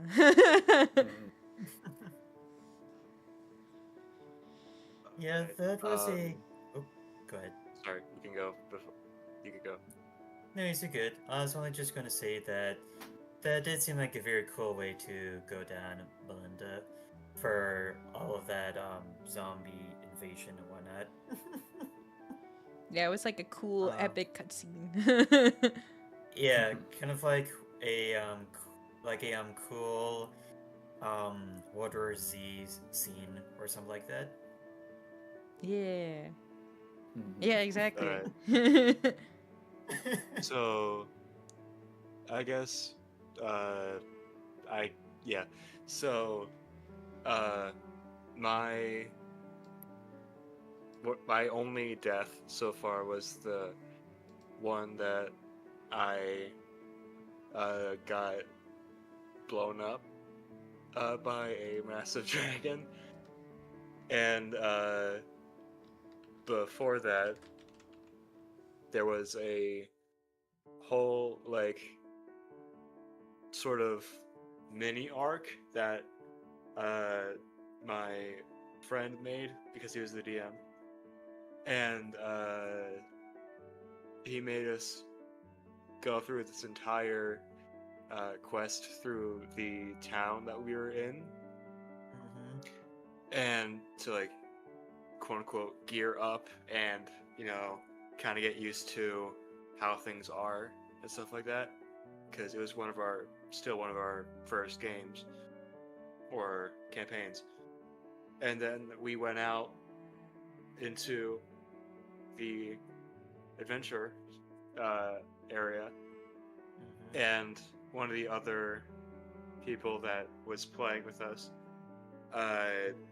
he was this carpenter that would make sculptures out of wood or figures out of wood, and then those figures would animate and then attack whatever he targeted. Oh, so like puppeteering. Yeah, basically. And I remember when we were fighting the dragon that blew me up, he made a sculpture out of an entire tree, and it was weird because I was thinking about it after the campaign, like, how would you be able to make a entire figure out of a tree in less than a second? And I asked the DM for the character sheet, and his speed was 18. I'm like, okay, that makes a little bit more sense. He was fast. And he made the figure into a replica of the dragon that blew me up to try to protect me from the blast, but it destroyed the dragon immediately and went straight to me, and it did not end well for me. Yeah. uh, Well, at least they tried. yeah. It's a thought that counts when you start blowing up into Yeah, at particles. least they didn't abandon you inside a Yeah. gelatinous cube as you slowly melt away in the acid. Yeah. Right. After that fight, they killed the dragon, but it took a lot longer. And after the fight, there was an entire 5-minute arc about how the carpenter realized that wood wasn't strong enough. Like, making wood figures wasn't good enough. So they switched to making them out of stone. But then they thought about it more, and that even with that upgrade, that dragon that killed me would still obliterate the that sculpture out of stone. So they changed it from stone to diamonds, Oh. and because diamonds are the hardest mineral in the world, and they nicknamed themselves the Diamond Blader. And yeah, that was pretty funny or cool. Yeah. It feels like your death was able to contribute. Like, you know what? This substitute wooden art needs some improvement. It's like, this wood I've been using for several battles suddenly isn't working. Probably shouldn't use it anymore. Probably not. Oh boy. So this is may or may not be a surprise, but I have never, as a player, had a character death. However, I've killed plenty of NPCs. I can tell you that much. But in regards to something tragic, and it could, in a way, could also be seen. It could be seen as like a character death. In the current campaign that I'm running, there was a point in where the party, and just for full disclosure, this is the only thing I can think of on the relating to this, but they were trying to find this holy book called the Hallowed Tome, and there was a character which that was they were helping find this book to help deal with demonic possession and all that other stuff. This character happened to be secretly a Dampier. Now, a Dampier, for those who don't know, is literally a half human, half vampire. So, trying to look for this book, and during their travels, the secret is somehow let out. And the party figures out because due to him accidentally biting one of the party members, due to the fact that during combat, he lost so much blood that he was needing to replace it, essentially. Cool. Yeah. Okay. So it becomes clearly he sees it as a problem, but the party, they're super accepting of him. In fact, at this point, one of the player characters was actually starting to have feelings for this NPC. Whoa. What ends up happening is once they return back from getting this holy book back to the kingdom that they were a part of, they discovered that the king, essentially, as well as all of the knights, knew about the secret. Because the knights were Dampiers, and the king was a vampire lord. Ooh. Plot thickens. And the thing is, though, is that they're a bit more of a good or neutral aligned. But the thing is, though, is they keep it a secret. They have a whole system had set up where that while they are part of the Empire and all this other stuff, they are actually having to keep the whole thing about the king being a vampire lord and the Dampier being a secret. So what they ended up doing was kidnap the party in the middle of the night, presented to the king, and he told them basically, look, thank you for helping us and find this book. However, you are not supposed to know this. So we're not going to kill you, obviously, because you helped us, but I'm going to have to erase your memory of us. Yeah, that will go very well. Oh yeah. Oh yeah. Exactly. Yeah. So Yeah, so the vampire lord basically cast a modify memory on every single party member. Unfortunately, though, that also meant the person who was who had a romantic interest in the NPC too. No. Yeah, there's with the consequences of all this, but they got their memories back. But that's besides the point.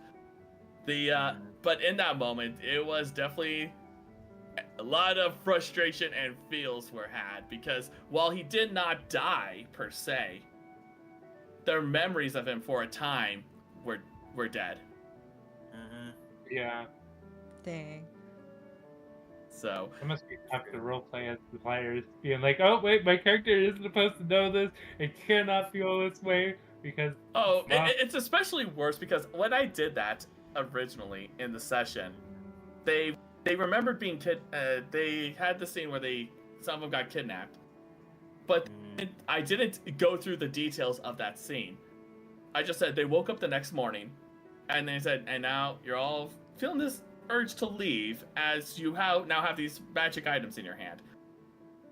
That they didn't know until later on, but the vampire lord gifted it to them for their quest. And when they about saying, hey, yeah, because the character's name was Corpos, the party said, one of the party members said, we want to, before we go, we want to say goodbye. I want to say goodbye to Corpos. This was the character with the romantic interest. I just responded, who's Corpos? No. Nice. Yeah. No. We could. Also, very classy name, Corpos. Yeah, nobody will figure out. They're a vampire. Yep. So it was a fun time and an emotional time for the party as a whole. Yes, as Blondie said, and then he ended the session. I did. I ended it on that line. And roll credits. Yep. Gotta slay the Hydra now. 2 weeks. Yep. Because my campaign is bi-weekly. Man, Oh. that's like worse than waiting for your like anime 1 week. You're like, I need to know now. No! Yeah. Stolen from me. Pretty much. Huh. So I guess it's my turn now. Indeed. For me, it's similar to of Fortress here, where I didn't really have like full on character deaths. Technically the quote closest end quote character death that I got was when I was playing Gloombros. Me and the rest of the party were in like this ice fortress area where we were battling a Death Knight boss, from what I remember. And at one point, my character did got a big hit on him by the Death Knight, and he did die technically from the blow. And the reason why I say quote close end quote for this one is because one of the NPCs, I don't remember their name, but she was like a gnome rogue,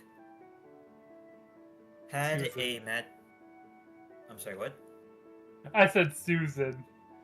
Oh. Susan. Susan. The rogue. Seems like a rogue gnome name. Fair enough, I suppose. Fair enough. Samantha? Sure, I we'll don't go even know with a Susan. Samantha. We can go with Susan for the time being. So for Susan, she had a magic item where, I forget specifically every detail except for one where she went over to me and basically revived me with this magic item. and I basically got up and continued from there. So if it wasn't for that, I technically would have lost a character fully, but got to play as Glimbros for the time being. But other than that, the other one that I can think of is with Adrakunt, the Lizard Folk Circle of the Moon Druid, where we're basically investigating someone sending orcs raiding from village to village, and we got to one orc village, and I was using my wild shape ability to turn into a spider with Pass Without Trace from what I remember. I think it was that's just the stealth one. yeah. And then I snuck into the camp, in the orc camp there, but got spotted by a chicken, the most deadliest of the most deadliest of creatures against a spider. Horrible poetry. Yeah. And from there, I did get hit by the chicken with its beak and got out of spider form and into my Adrakunt lizard form. And so I had to hide in one of the nearby tents while the army was, or what was left of the orc camp, had its warriors go out and confront the rest of the party. And so, trying to find a way out, I did throw some rope over the wooden walls, and from there, tried to climb down, but was spotted by some of the guards and an ogre. And so, of course, they started to attack me. And before I continue, hi Raiders, welcome on into Melinda's channel. Hello. So let's see, from there. There's another Crimson. Another Crimson. Another What identity did I do? crisis. Let's go. Oh, I saw that in my peripheral, and I was like, "Did you end your stream? Did you also get struck by lightning?" Oh no! Oh, it hard like David rated. Hey, hard like David. Hello, everyone. That Mordular Raid.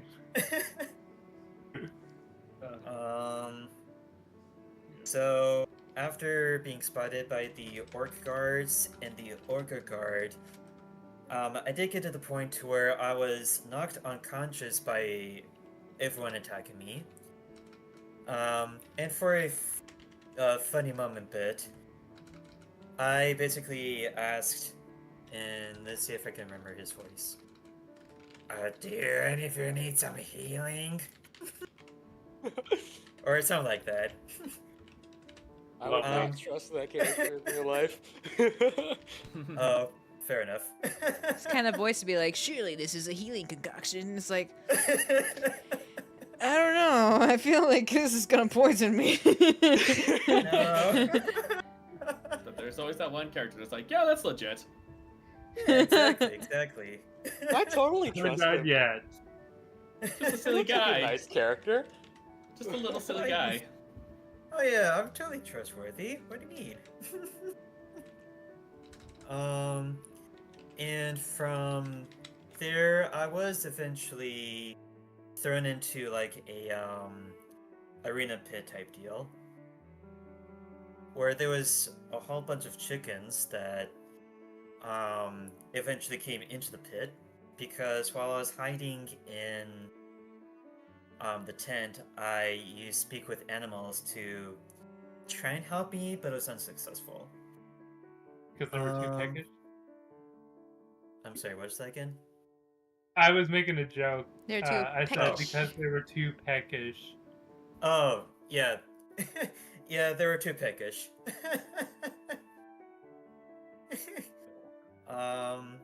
But those were the two near character deaths that I can think of off the top of my head. Oh, and thank you, Mick Wolfcat, for the follow. It's very much appreciated. And for frustrating moments,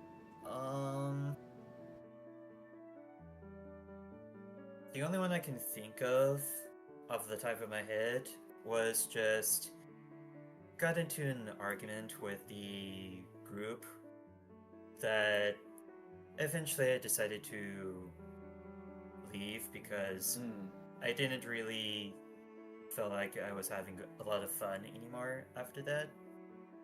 But I won't say too much of that since I've forgiven everyone since then.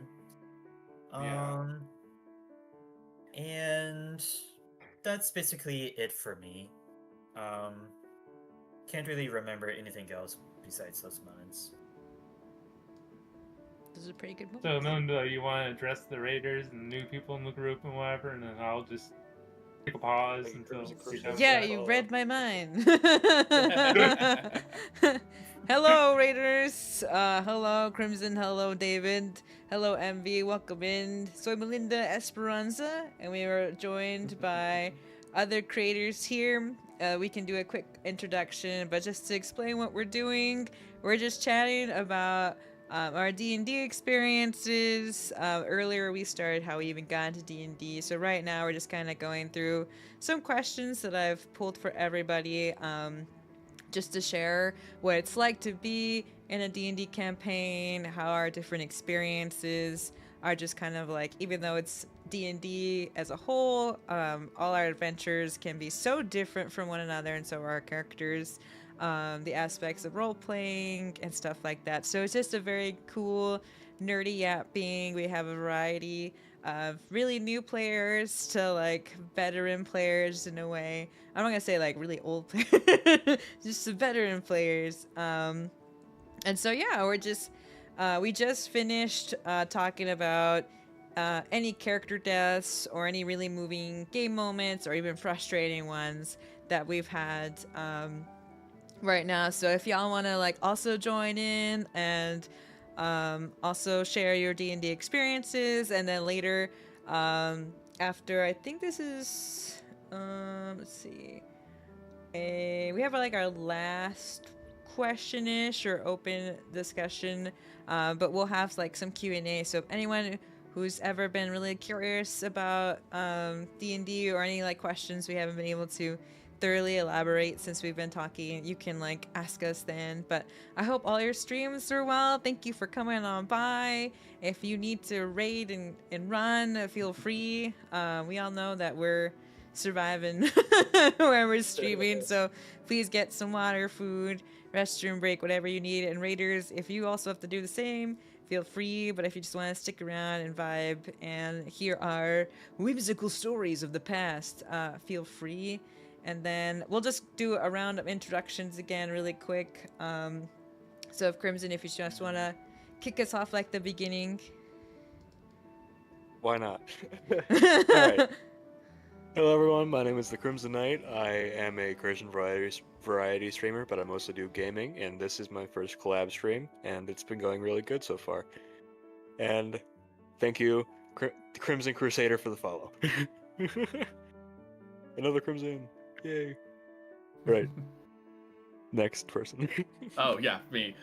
I'm currently found in the garage, but no. I'm Tabletop Fortress and D&D streamer. Also, just hanging out here with everyone. It's been a pleasure so far, and also just want to say thank you to everyone for helping me reach that follower goal. So much appreciated. Next. Alright, so for my turn now. Hello everyone, I am Zerktron, the Blue Dragon PNG tuber, flying high through the skies, loving Jesus, and playing a variety of video games along the way.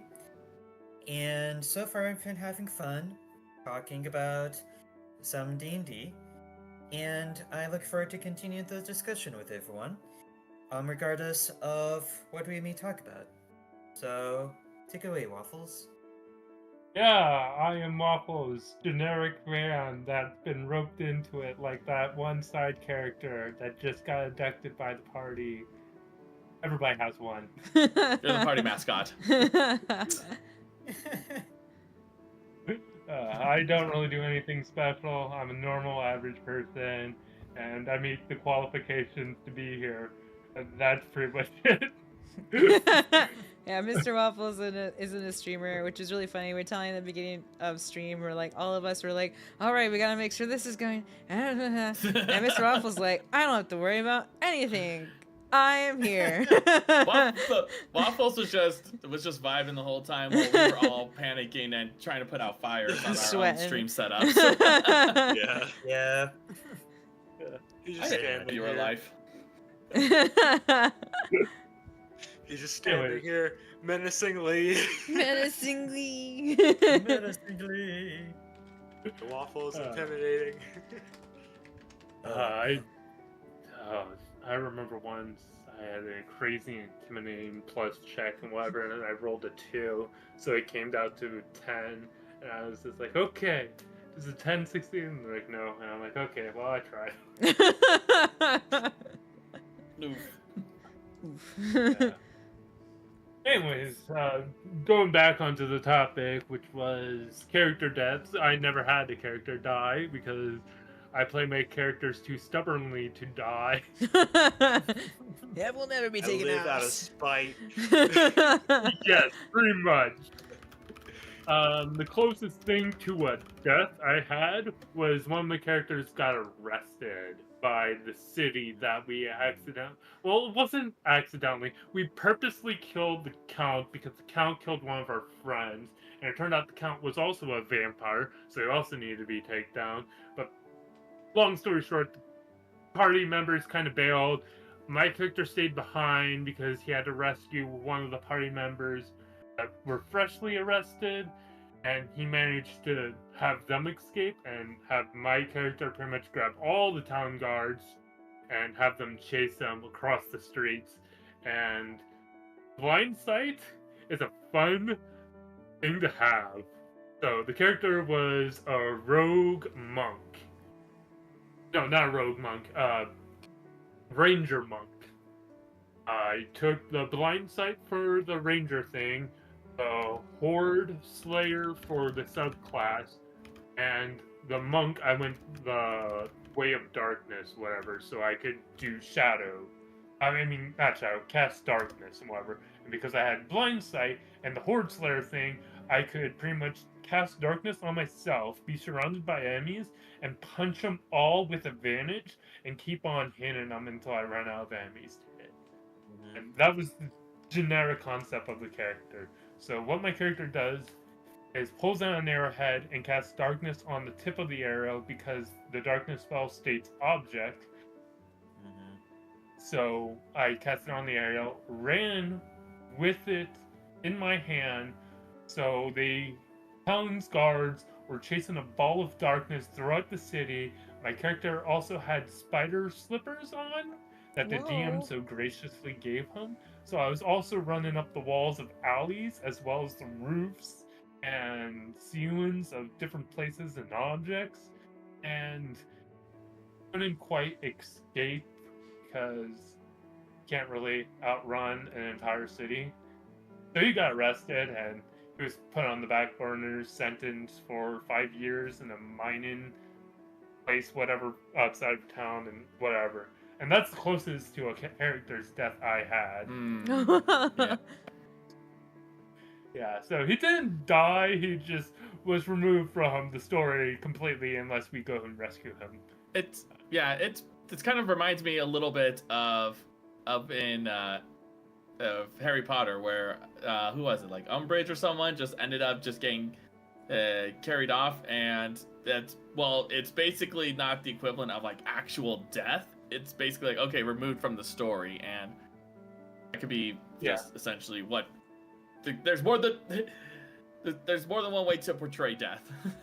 Yeah, It was Umbridge. and that's because the he came closest back to and death my definitely characters was have part ever one. gone. I don't think it was Umbridge because she came back and definitely that was part 1. Oh, okay. Well, I'm still A character confession here. time. I have not seen every single Harry Potter movie. Even after I have I seen stopped zero at and Chamber read of none of Secrets. the book. I'm a fair Harry enough. Potter nerd, so I've seen all the movies. Wow. I grew up At on least 3 Narnia and times each. Star Wars. Hmm. Nice.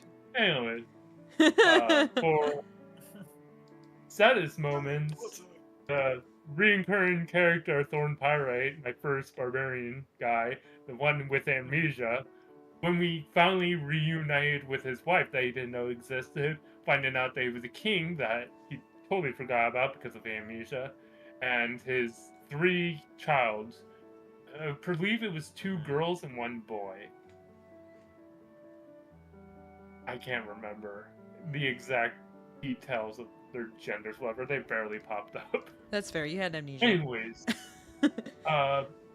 we spent like a good handful of time in, I guess, Thorn's kingdom. Ari couldn't believe it, I couldn't believe it, and it was this whole thing. And we got to know these characters and stuff, and then his kingdom pretty much became our group's home base of where we go in and out for the adventures to try and save the world. After a good handful of sessions, the reason why Thorn lost his memories because his advisor tried to assassinate him. And then Oh. tried So to is the manipulate his advisors. wife to marry him so that he can take the throne. And if that didn't work, he would kill the wife and the $2 and manipulate the son, who was the youngest. So he had all these layers of plans and all this stuff and whatever, but then my character came back not dead, but completely forgetting everything. So his whole plan went out the window. But because I forgot everything, he pretty much was advising my character and trying to control the kingdom through my character by advising me and so on and so forth. But my character, Thorn Pyre, heavily trusted our paladin, who I believe name was Rosie. Rosie Papanickel. I believe that's the name. I kind of get the names mixed up every now and then. But he pretty much was having the paladin from our group, whoever advised him. And one session, we all wake up, and the paladin is found dead in her room. And I'm just like, okay. And we find out it's when Thorn sees Rosie's dead body, apparently it triggers his memories, so he remembers his advisor trying to kill him, and I pretty much explain the whole scheme of Thorn inviting the advisor to his main chamber, disguising it as trying to get consultation or whatever, trying to figure out how to proceed with Rosie's death, how to investigate and whatever, pretending not knowing that he's probably the most likely one that did it, inviting him into the main chamber, and it was just Thorn and the advisor, and then I proceeded to go into a barbarian rage without yelling or screaming or whatever, and just proceed to describe me attacking the dude silently and quietly, because me as the player, and was like really upset because I also vibed with the character who was playing the character or whatever. So I'm like, our characters like vibe with each other, and then the players also vibe with each other. So I'm just like, I am kind of throwing in roleplay and actual feelings into this whole thing, and pretty much everybody was quiet by the end of the whole thing. And the dude was a spell caster, but Mage Slayer doesn't really give any care for casting spells when I'm like right in your face, because I just make a reaction to just slice you even more. I like critted 3 times during that whole thing. Whatever. anyways, I was like, it was the most saddest moment. But then after the campaign, the GM and the player both told the whole group, they're like, hey, we agreed to this whole thing of my character dying. This is all was in the background, and we totally agreed about it. And it wasn't just a sudden thing that the DM just suddenly sprung up and cast on to the whole group without any decision or whatever.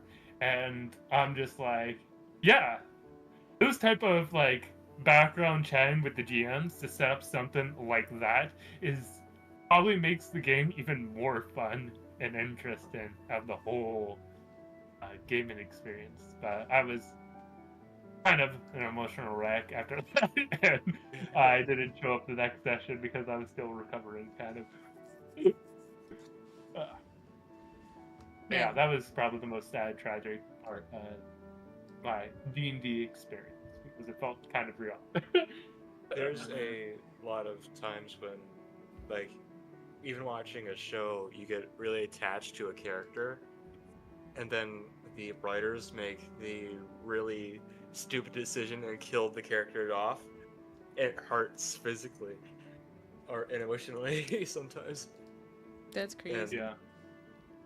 And And I always apparently, wonder why, but apparently, I gave the most bone-chilling monologue of the entire campaign.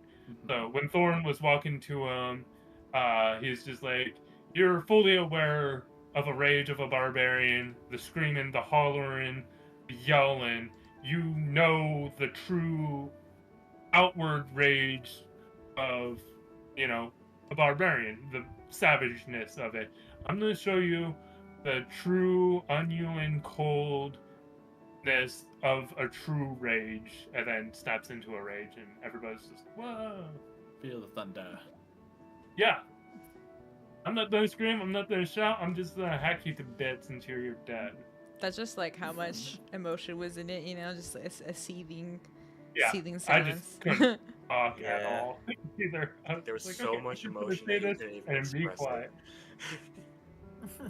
But yeah, moving to the most frustrating thing that happened to me in the D&D campaign was, so I decided to play a Haragon, which is like a random. Hey, let's go. Yeah. So I tried to hop over a wall because we needed to get to the other side and stuff. The other players just, climbed over it because they were tall enough. But I was too short and stubby, and I tried to climb over it, kept on rolling like 2s and nat 1s and all that fun stuff. And I'm like, you know what? I'm going to decide to hop over it.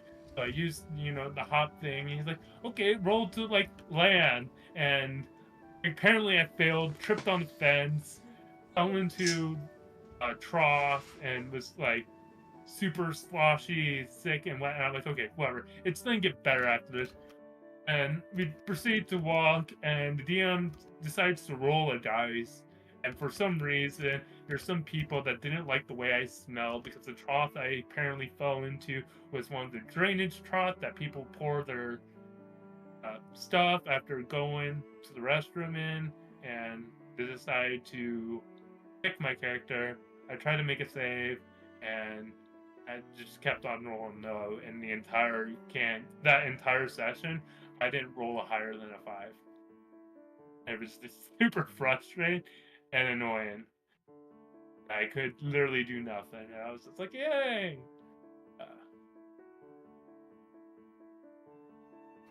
Everybody has those moments. Right. So it looks like so I know that Linda went BRB. So and we're gonna why don't we go ahead and let those questions roll in the meantime. Yep. I'm gonna go And to for BRB real quick as well. Yeah. Okay. Sure The thing. chat entertained in the meantime. So this is epic game that people can play in Dungeons and Dragons. All they need is a hunter's trap, and you can disguise it as a flavor of a bear trap. And what you do is how the game goes is everybody takes turns rolling the dexterity saving throw on the hunter's trap, and the last one standing wins. And that's a fun game you can play with your D&D party. Sure, yeah, they will take points of damage and lose health and have to make a strength save and throw to free themselves, but it's also more fun when people can be incapacitated or die while you're sitting in a tavern, just chatting and playing with a bear trap. Oh, have fun. Oh, and thank you, Rowan, for the stretch game. Alright. Stretch. And yes, Zergo, a Walmart parking lot would be another one. Oh, fair enough. Yes. Oh. Here's one from Darkfire. What moment has made you laugh the hardest during a campaign? Okay. So, you know how some people have, some groups, whatever, have the really stupid people that try to do the most dumbest things with their character and believe that they're like a cartoon character and nothing can hurt them? Mhm. So, a guy decides to roll for a backflip. Mhm. Naturally fails, and we're like, what should and like the one backflip be like? And we had this whole discussion, and we ended up with him twisting his ankle, face planting into the ground, and then he's just like, okay, I'm gonna try it again with one foot. Same thing happens again. He's like, okay, I'm gonna give up on this. And the wizard is like, you know what, I'm gonna try it, and rolls a nat 20. Oh, And we all Oh, wow. jeez. because the monk has tried and failed it, but the wizard does it in the first try, and we all just start laughing. It was just a humble moment right there. Oh, buddy. Yeah. The monks do a bunch of dumb stuff. They Oh, no, also it's try to okay. eat everything. What about you, Zerg? What about you? What would you say is your moment that made you laugh the hardest?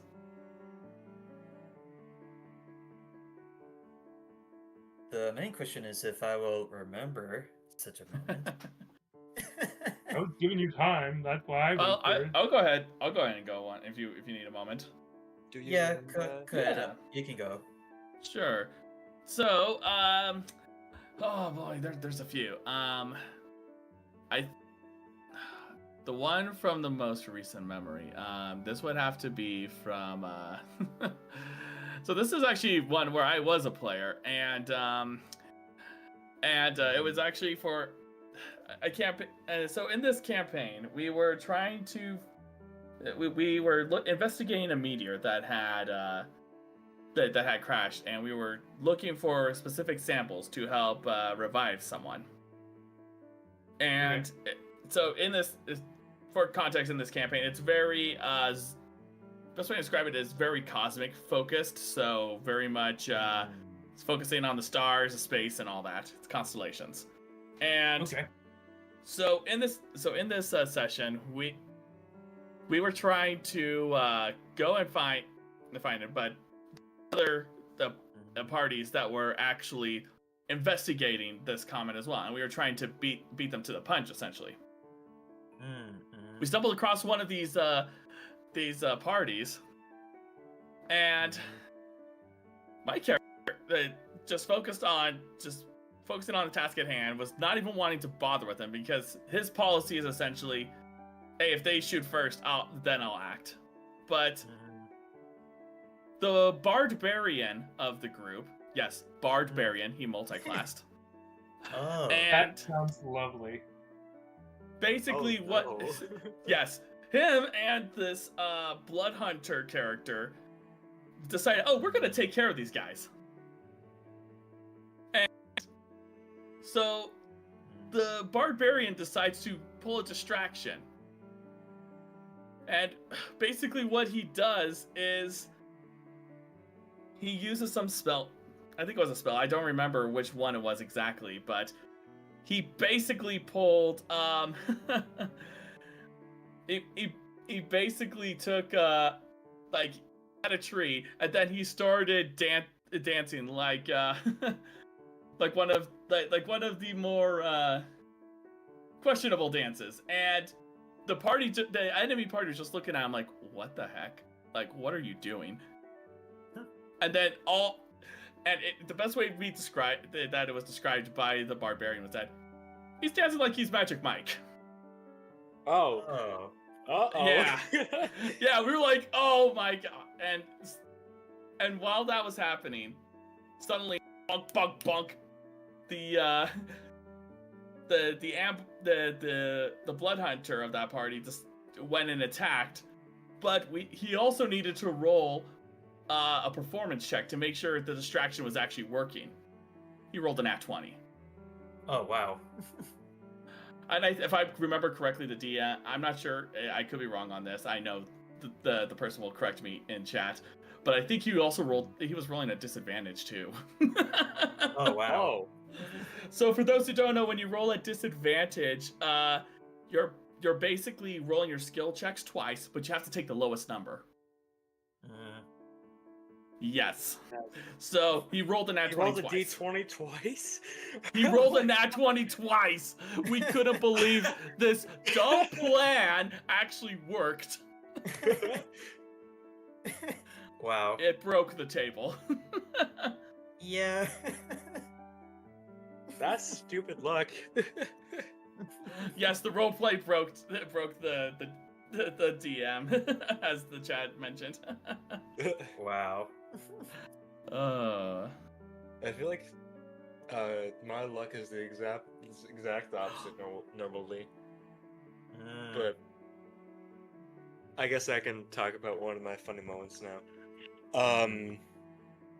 It wasn't during a campaign, but it was during when I was making my character with that friend of mine. He's a professional DM. And I said this before, but I was rolling a dice for his stats, and I got doubles every single time, but it was good doubles, as he told me, and it was 2 14s, 2 13s, and 2 12s. Wow. I don't know if they were good stats or medium. I don't know. And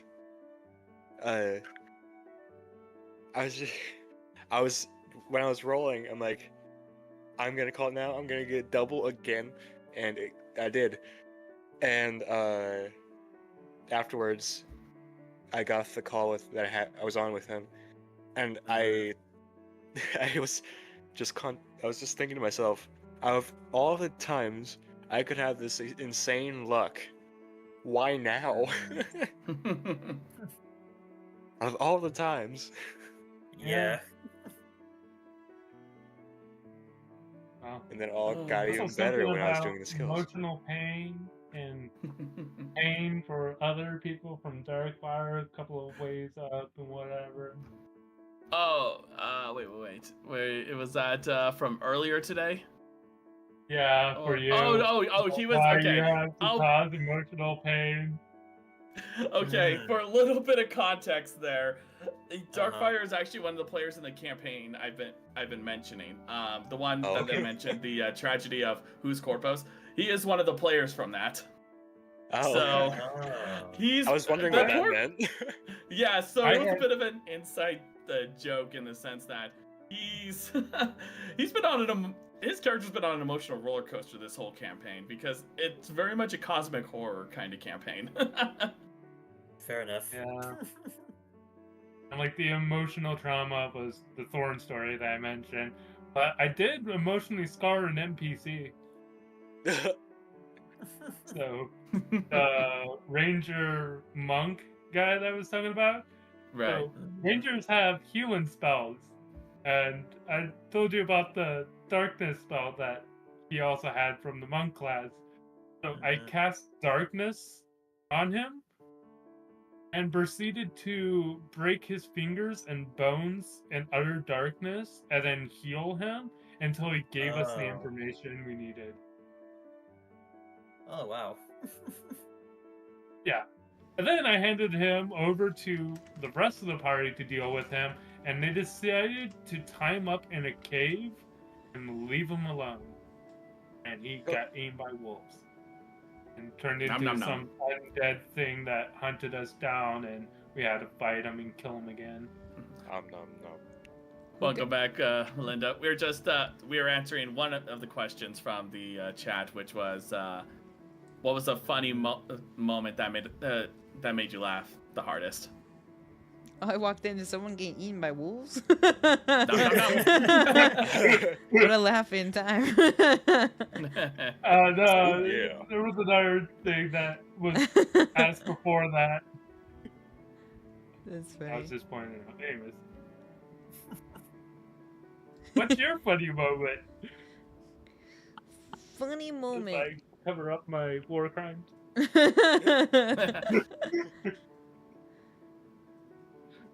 I can't remember funny moments. But thank you for the welcome back. So my mom just was at my door and was like, "Can you help me with this technical thing?" And I was like, "Sure." Oh.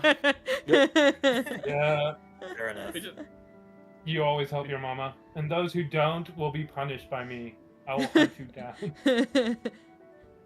Mr. Waffles will feed you to the wolves. All of my D&D Or characters not, or- are proficient in Kraken. or he'll just stick the waffles in between your cushions. So, Yeah. You'll be infested by ants. Oh no. Not again.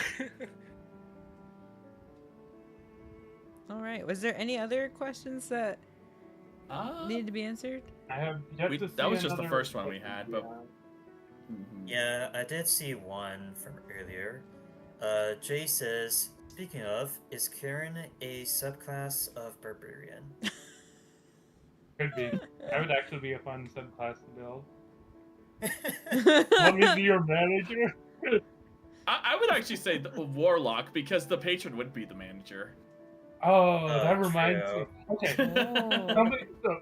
somebody is like, you have to play a designated spellcaster. You can't go barbarian spellcaster, and rangers don't really count as spellcasters. They're more of a melee fire, and they're like the stupidest class and whatever. And I'm like, fine then, I'm gonna go a warlock. I went SMR, and I had my patron be his father. Whoa. Oh Yes. God, that reminds me. Because ASMR states that they're like a half-breed between a god and another race and whatever, and it's born from the two. So I'm like, okay, so his father is his patron because he doesn't want to be a cleric and doesn't want to go through that whole mess, but his father has been, his mom has pestered his father enough to force him to at least give him blessings and stuff, so that my character wouldn't just straight up die. So it's kind of like a warlock patron kind of relationship, but it's a father-son dynamic, and the GM loves it because, Oh. of course, he plays the father. Oh, You dude. are That the actually, father. dude, Waffles, you literally reminded me of. Okay, so I have this. I've done something similar, except okay. So it was a reborn warlock. Now a reborn is basically someone who is kind of in between life and death, and I basically made it that her patron, which was a lich, was actually her grandfather. Oh, interesting. Yeah, and the best part is, the grandfather was actually estranged to her and her parents, so it turned into from very much like a patron warlock kind of. They were chill friendship relationship whatnot, and then suddenly, grandfather, and she's like, "Were you like? Why were you going to tell me this? Why did you make me a reborn? What the heck?"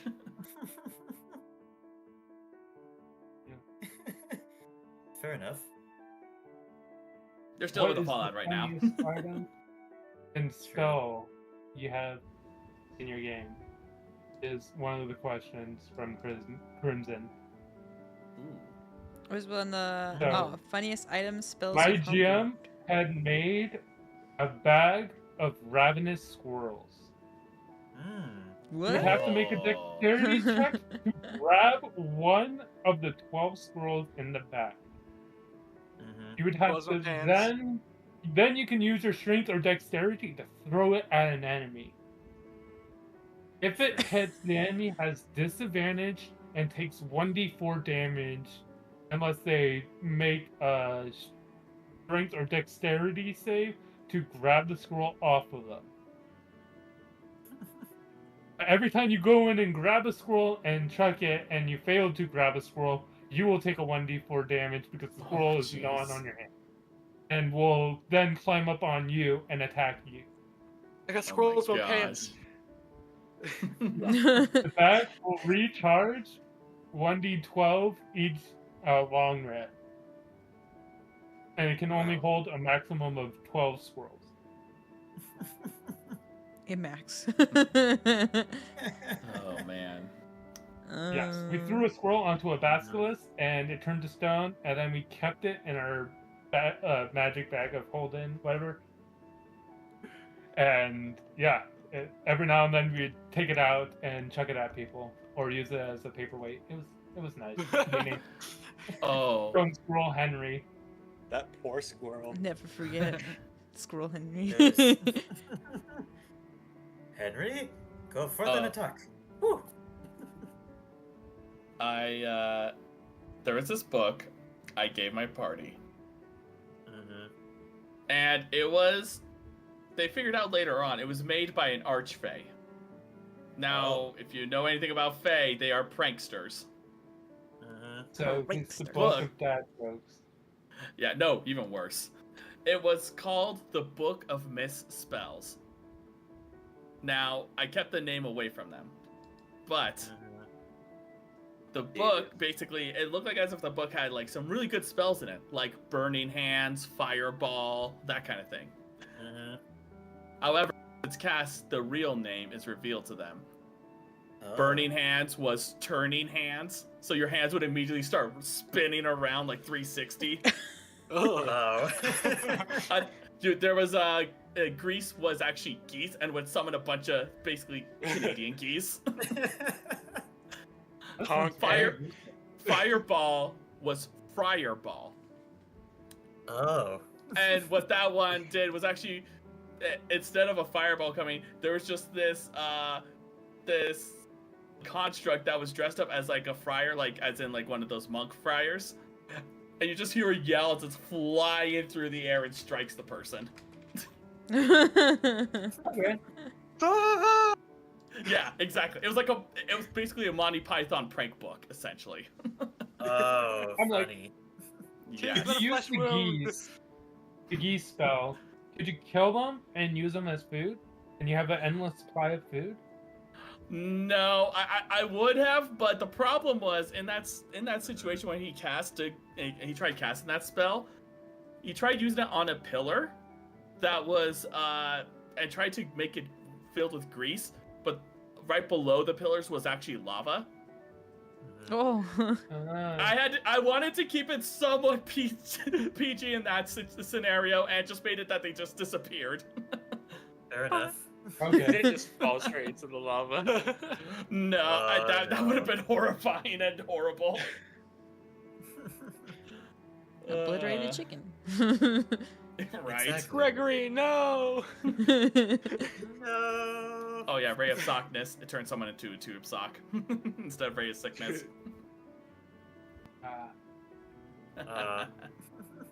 But yeah, that's my item.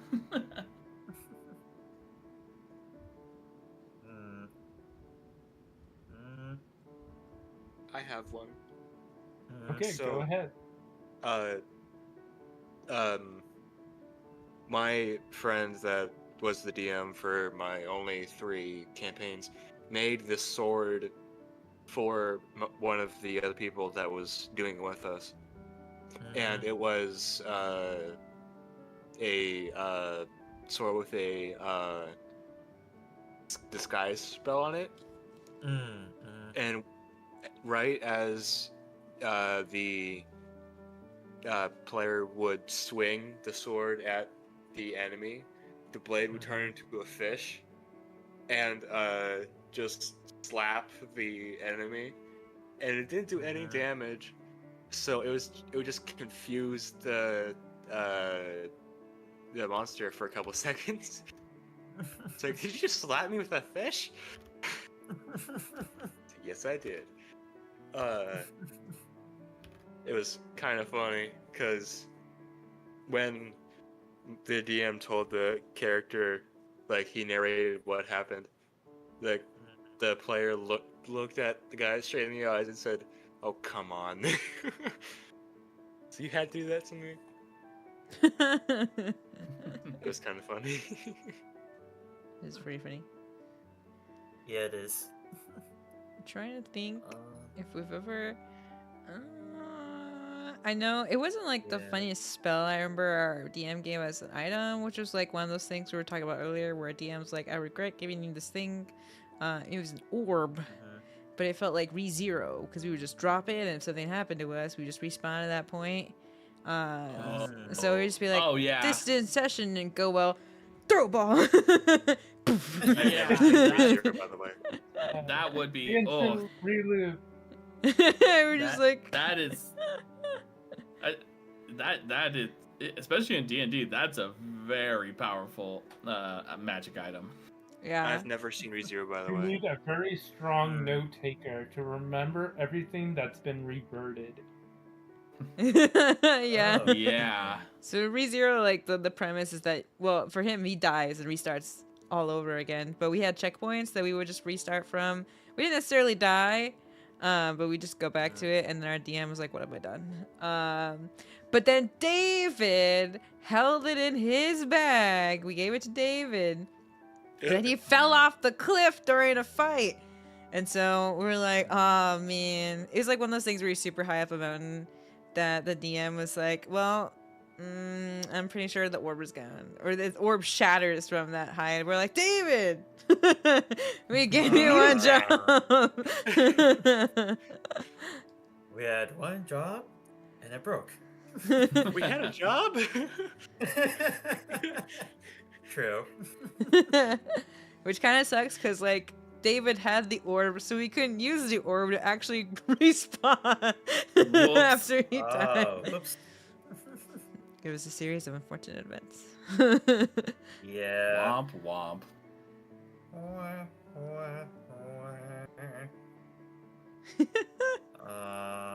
Let's see. As for me, I don't think the game masters I've been with have really made like funny magic items or spells that I remember. Let's see. But yeah, unfortunately, I can't really think of anything at the moment for the question. It's fine. You don't that's have okay. to. No answer. worries. Yeah, Yeah, I'm like- not gonna worry about it. Everybody Yeah. plays differently. If somebody asks something about horror and stuff, I would have absolutely nothing.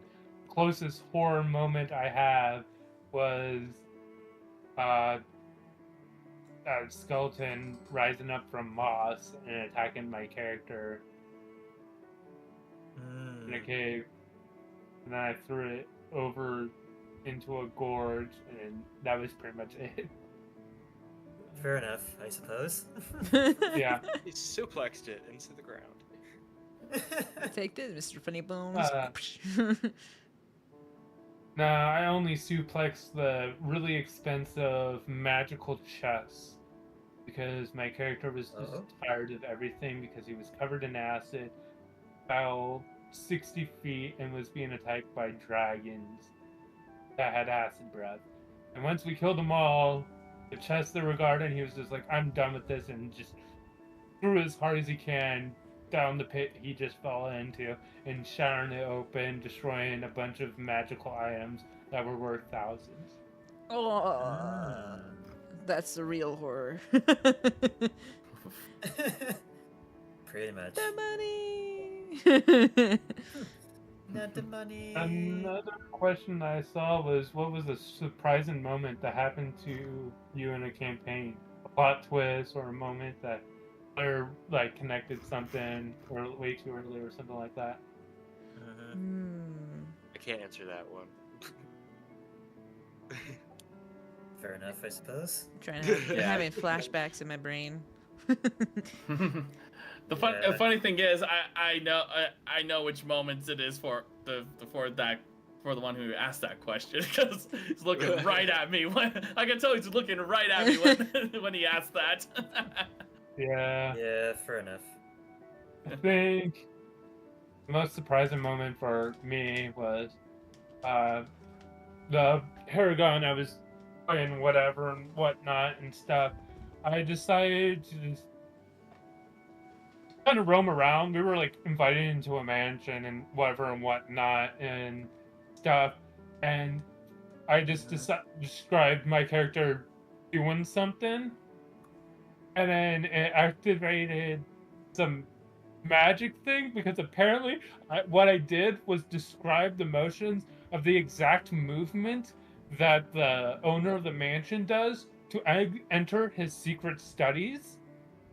Oh. So I perfectly described this like action and motion that they do to get into the secret study, and then the next thing I know, I'm in the secret study, and there's all their dark secrets and ledgers and all that stuff and whatever. And I'm just like, what just happened? It was totally surprising because whatever. Then GM's like look at any of my papers and notes, and I'm like, no. I just decided to do something random and whimsical because that's how I wanted to play the Haragon. Just some random whimsical guy who's trying to find his parents because they left him in an alleyway one day. He's living his Peter Rabbit dreams. And he has a pet rat named Fargo. Pet rat. Pet rat because that's what the background urchin gives you. Yeah, Pretty random much. sporadic moments, and then just boom, secret ledger, study hall area. None of my party members know how to access it. I don't know how to escape it, and it was so much fun. What a time. True. Escape. I think there was this Yeah, I one. don't. Sorry, go ahead. Oh, there's one moment because in our D&D campaign, it's a whole timey-wimey kind of situation where our prologue before we start is like big battle, big flash, and then we start where we're at the beginning, and we end up meeting this nice guy, and we should have realized, but he was nice, and we were traveling with him, and we started kind of like piecing some things together. Because we were in a city and then people were suddenly becoming really old and then like dying. Like they would be like literally like 17 and they were like 91 and then they'll keel over. And, Oh snap! and then some people were like disappearing and we were like, oh my gosh. And then there was a whole thing about a green light. So we were like on this trail about this. And then we end up like, following this route and we meet this guy. And for some reason we have like a flashback of like, or maybe we don't, I can't remember. It basically we end up figuring out like this guy is from the future and he's the one who is like blasting people with some time relic. And so that was like our big plot twist because we were like, oh, he's such a nice guy, he's helping us in battle. And then all of a sudden we start noticing some things, and as a party we all look at each other, it's like, oh, he's the guy. And so we were like, we need to get away from this guy. Pretty much.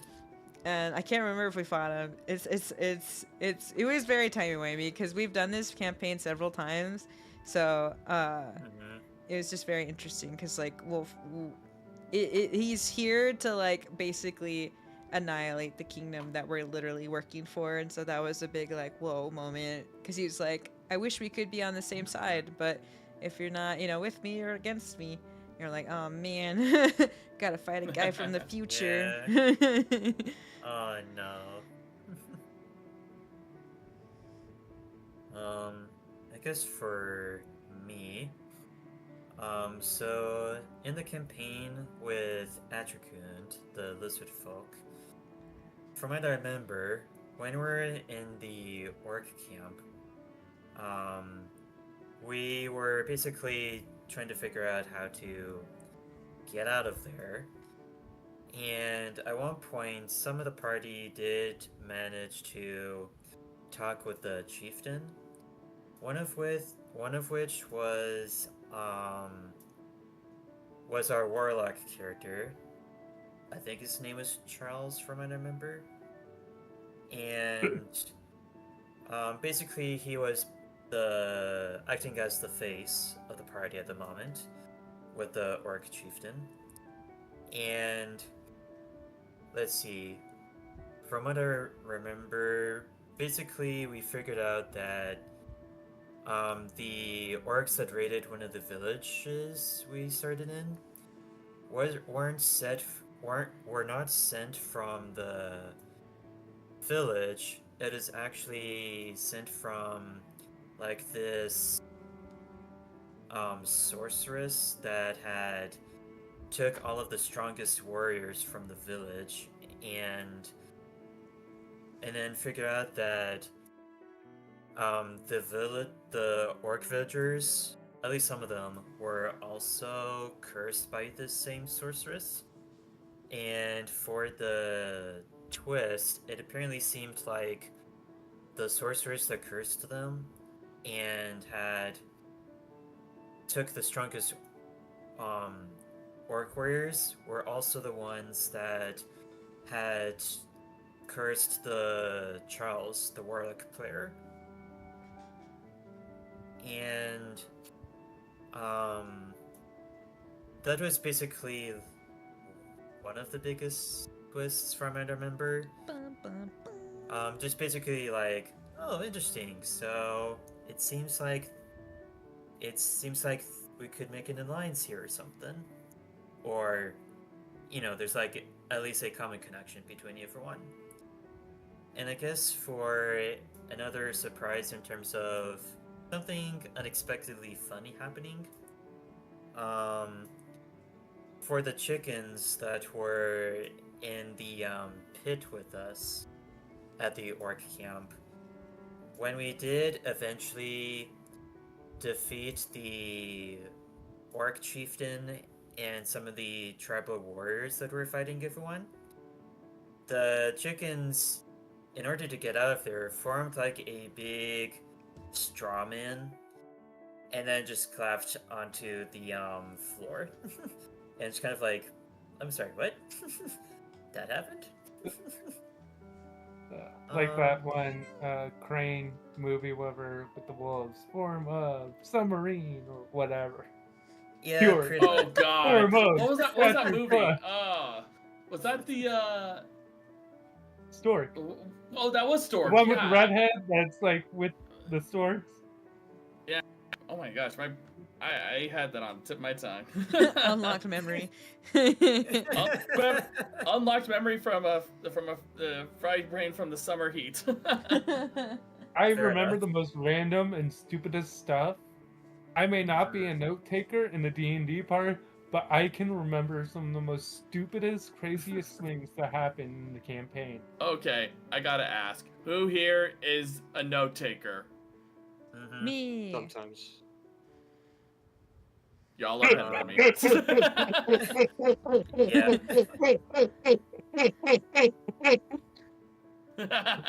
Yeah, I tend to take down notes as much as I can from what I remember each session. For me, I'm one of those people that's like, hey, unless it involves my character in some way, I am not writing that down. Fair enough. I'm horrible that way, but I don't much like to my own handwriting, so I just don't want to try most of the time, but yeah, True. that's the best way to do it. I'm really good usually at just type it remembering down. key details, but all the minor stuff I will forget. And usually when the designated note taker isn't like Mhm. showing up, I usually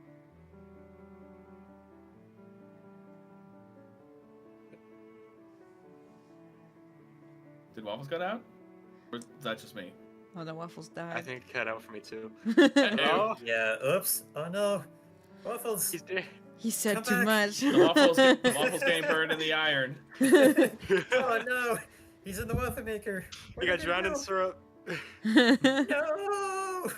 So, In Hello? conclusion, Mr. Waffles.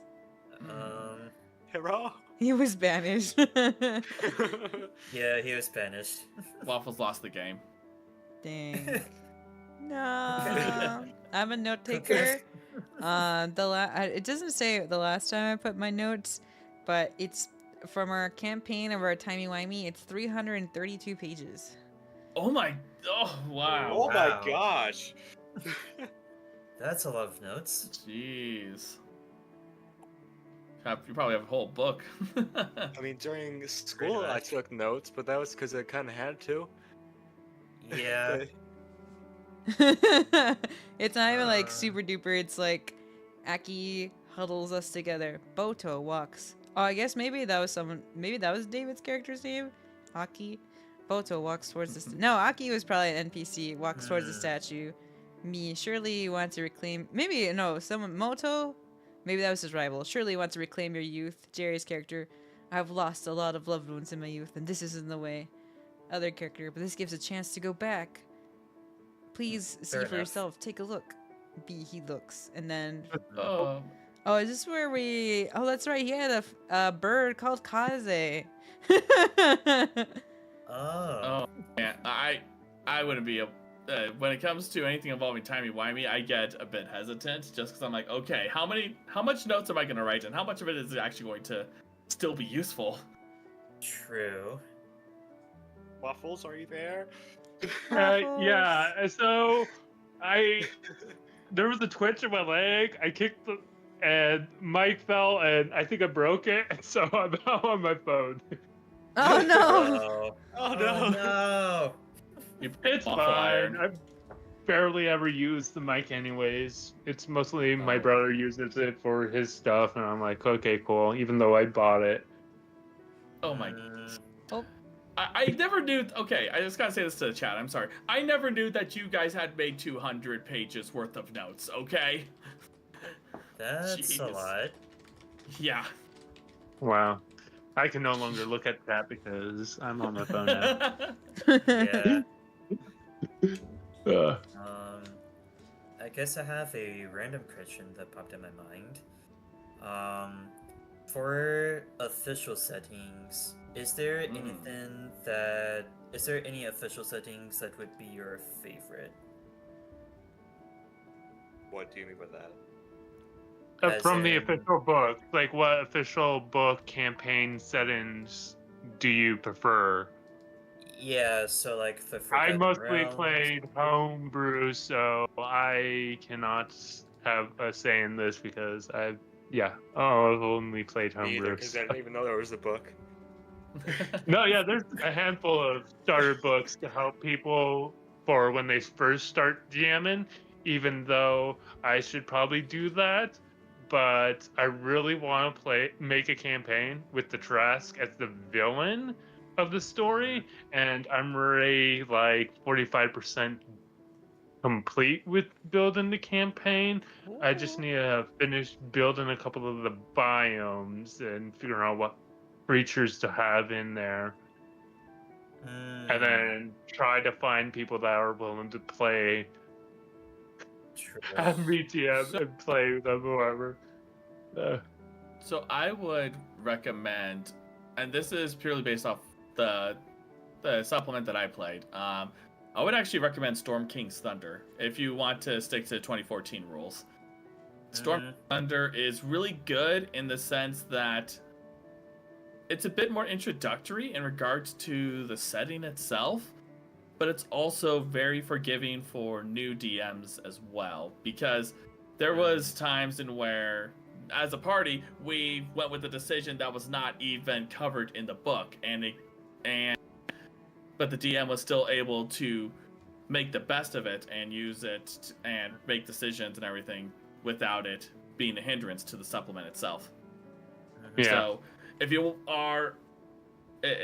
like the idea of possibly dealing with giants or orcs or whatever, if you want to deal with the more mountainous range of the setting, I would recommend Storm King's Thunder for a starter.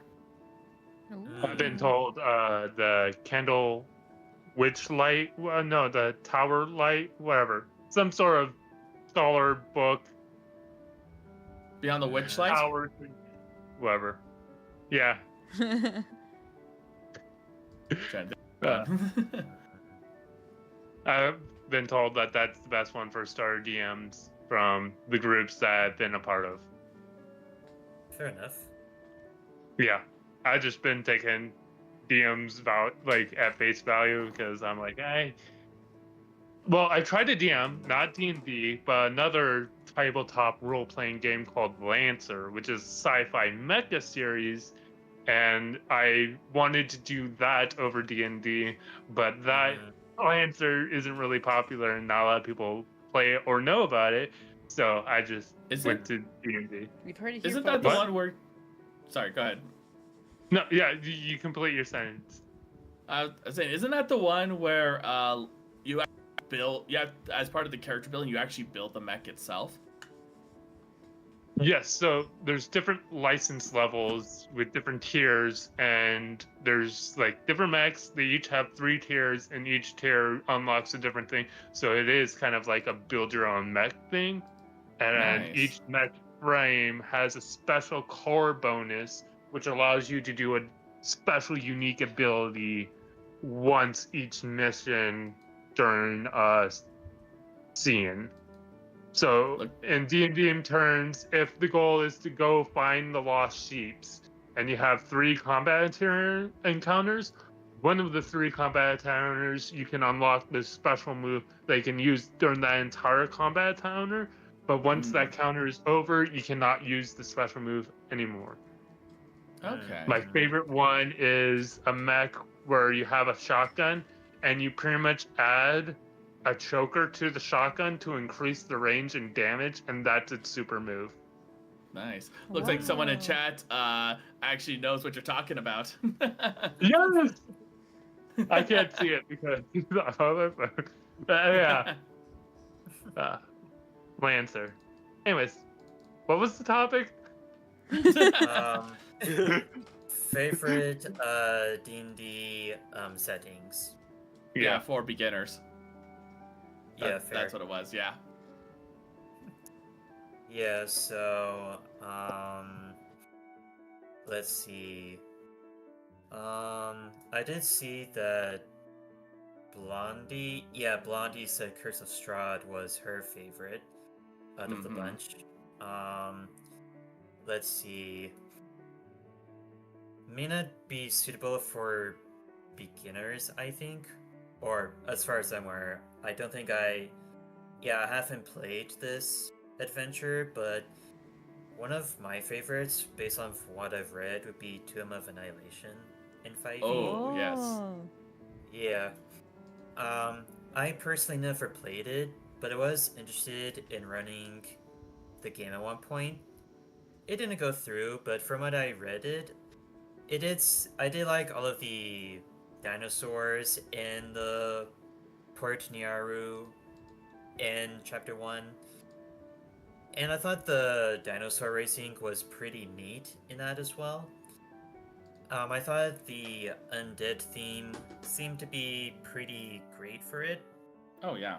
And it just seemed like it had a lot of great story and exploration. Which, for me, as someone who really enjoys the storytelling, the characters, exploration, and that sort of stuff, it seemed like I would probably have that be as my favorite adventure path type deal. Otherwise, in terms of like favorite D&D setting type deal, I already mentioned Planescape, but another one that I personally would call my favorite would probably be Council of Worms from Advanced Dungeons & Dragons 2nd edition. Yeah, it seems like Fortress knows that one, but do the rest of you know? I have not. I've heard of it, but I've never had a chance to actually read up on it. But the name definitely had caught my attention. Oh, fair enough. So basically, what Council of Worms is for second edition, it's a setting where you get to play as one of the true dragons. So you could play as a gold dragon, a red Oh, dragon, okay. a amethyst dragon, or if not a true dragon, then you could also play as like a half dragon or some other kind of draconic character type deal. Mm-hmm. And within the official campaign setting rulebook for it, there are character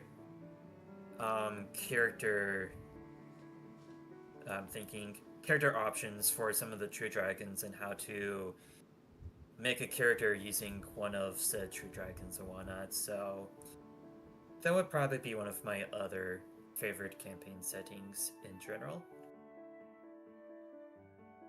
Another one that's worth mentioning that the premise is interesting, but the March of the Modrons. Oh, true. Yeah. So, and that one is actually, if you really want to get involved with like jumping to different planes of existences, that's the setting that you would want to go with. True. Yeah, fair enough, I suppose. Let's see. So, how much longer should we be going for? I know we said somewhere around 8, right? Yeah, I think now that we've taken a few questions, we don't really have any more questions per se for me to Well, ask y'all, but we can. I have a question, whatever, and Yeah. if you want to end with this question, what tips or tricks would you recommend new players getting into D&D or building a character or role-playing in general or trying to connect with the group? Advice time. What would be your words of wisdom to people just getting in or have been starting for a bit but are still fairly new?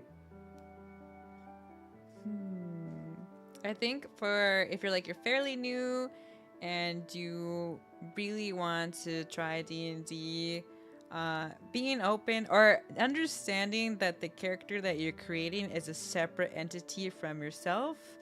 You don't have to be yourself when being your character. You can kind of practice role playing, acting. You don't have to be like super like, extravagant, your first go, but just kind of making sure like you aren't just your character, but you are like the puppeteer of your character. I feel like is a good one. That way you have like two mindsets of your meta mindset and then like your inner game mindset. And then with connecting with your group, just communicating, I think as well, and kind of understanding and like knowing the people you are gonna play with. And like doing some research, like if there's open group, like have you watched this person before? Do you know these other people? Stuff like that. Or you can just like build your own group and see if anyone you know or in your community is a DM and kind of going from there. I'm trying to think. And I feel like hopefully DMs aren't like the DMs that you play with aren't like super picky. Like for me as a DM, if there's something you really want to do, but you roll pretty poorly for it, as long as you role play it for me, I will let you do said ability because, it's part of your skill class. So it would make sense that you would do this thing, kind of stuff. But just, honestly, just having fun with it. You don't have to worry about like, am I doing the right actions? Am I doing the right things? It's just like, you're just in another open world and as this new character, new being, and just kind of having a fun time with it. I think that would be my advice. And then looking up some YouTube videos of how-tos and understanding maybe even your character class. And always asking questions is helpful too.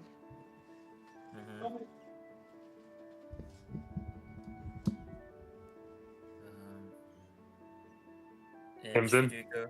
Oh, Baton pass. baton. What's your Yeah. I don't really advice? have. Sorry. I was just like, let's go back into the rotation. I zoned Yeah, out. that's what I was thinking. Yeah, let's do Uh, that. Since talk I'm to Crimson. I'm new myself, I don't really have much, but all I can really say is have fun with it. And because from my experience, even though I haven't had much, if you just let go of yourself, I guess, and Mhm. make this the only reality that matters for a bit. It's like Mhm. make this your time Mhm. and have fun with it. I guess it makes it a better experience than you would if you're like trying to strategize the entire time. Mhm. I guess that's all I can really say. That's good. Hey, let's go. So, first thing I always actually, I've always told new players is don't get too engulfed in the player's handbook or in the rule book. Yes, you may want to purchase it right off the bat, and go ahead and do so if you'd like. But D&D is a game where you actually have to experience it. It's a lot like riding a bicycle.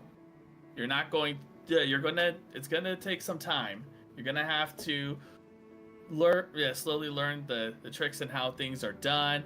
Find your own play style. Are you preferring more to do stuff involving combat? Are you more into the roleplay aspect?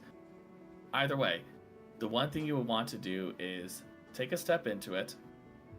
Make sure that you look for a DM who is willing to take the time to spend with you and help you understand things, because you could read up on it as much as you like, but it's different from when you actually experience it.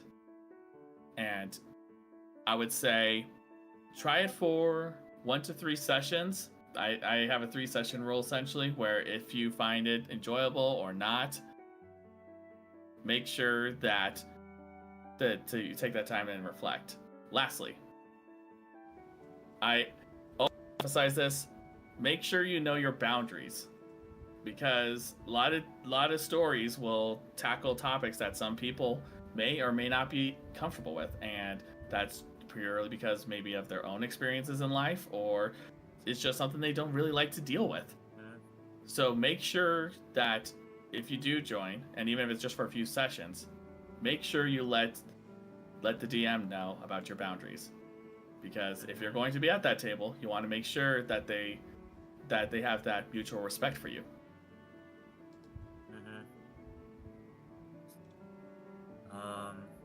Now for my turn. Like what others have said before, my primary advice would be, like with other hobbies, have fun with the game. Don't take yourself too seriously in it, and allow things to have some element of fun in it. It's okay to be silly. Don't take yourselves too seriously, and so on. Since by the end of the day, we're all here to, have fun with a shared common hobby, and don't want to do anything that might be disrespectful or what have you. And another thing I would say is, as part of having fun, find what kind of playstyle would be considered fun for you. Some may like story-driven games, others may like puzzles, others may like heavy combats. And if you find something that works well for you, you might find that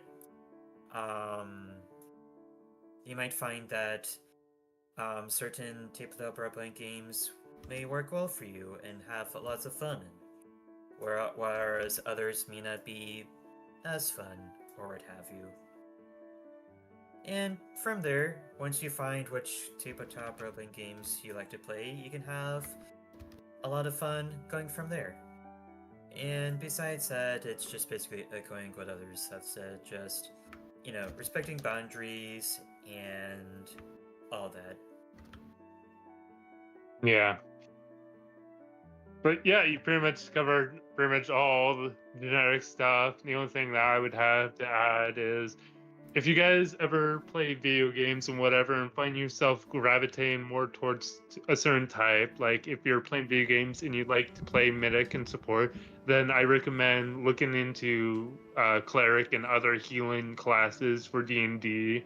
Or if you like the big bulky tank types in video games, then look into barbarian or paladin and so on and so forth. And if you like to strike and come in and out of from a distance, hit and run tactics, ranger and rogue and whatever and whatnot, usually your gaming playstyle will best help you best find the class and subclass you will probably most preferably play in D&D. So I recommend your video game or board game play styles. Put that into have that in consideration to what you will be building as a character, and try to build a character that is far from your personality, and try to role play something that you personally aren't really, and that will help you do better role play and also kind of bring you out of your shell, socialize and wise, whatever. I am an introvert.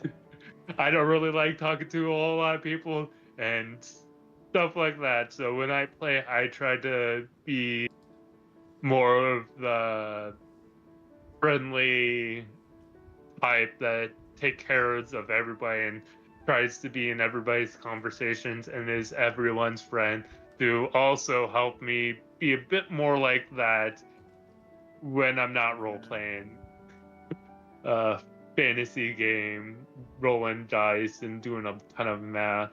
I really enjoy math, and that's one of the things I really love about D&D. But I also recommend you bring a calculator if you're not the mathy type. I really highly suggest you have a calculator. Even though a lot of people have smartphones and they have calculators on that, but always have something ready if you're not really a fast mather. Math in my math rock game? What? And I also recommend to sit next to a more experienced player and ask them to help you if you're first getting into it, so that they can help you, and it frees up the you clogging up the GM. Even though it might bleed into their time. Always ask permission first, but yeah. Ask someone that's not the GM but seems to know a lot about the game, and they most often will help you out, get along. But yeah. I recommend for starter class, Barbarian, Cleric, and Warlock. If you want to be the Spellslinger, go Warlock. If you want to do a mix of melee and healing, go Cleric. If you want to be a frontliner, the Barbarian has the least amount of stuff you have to worry about.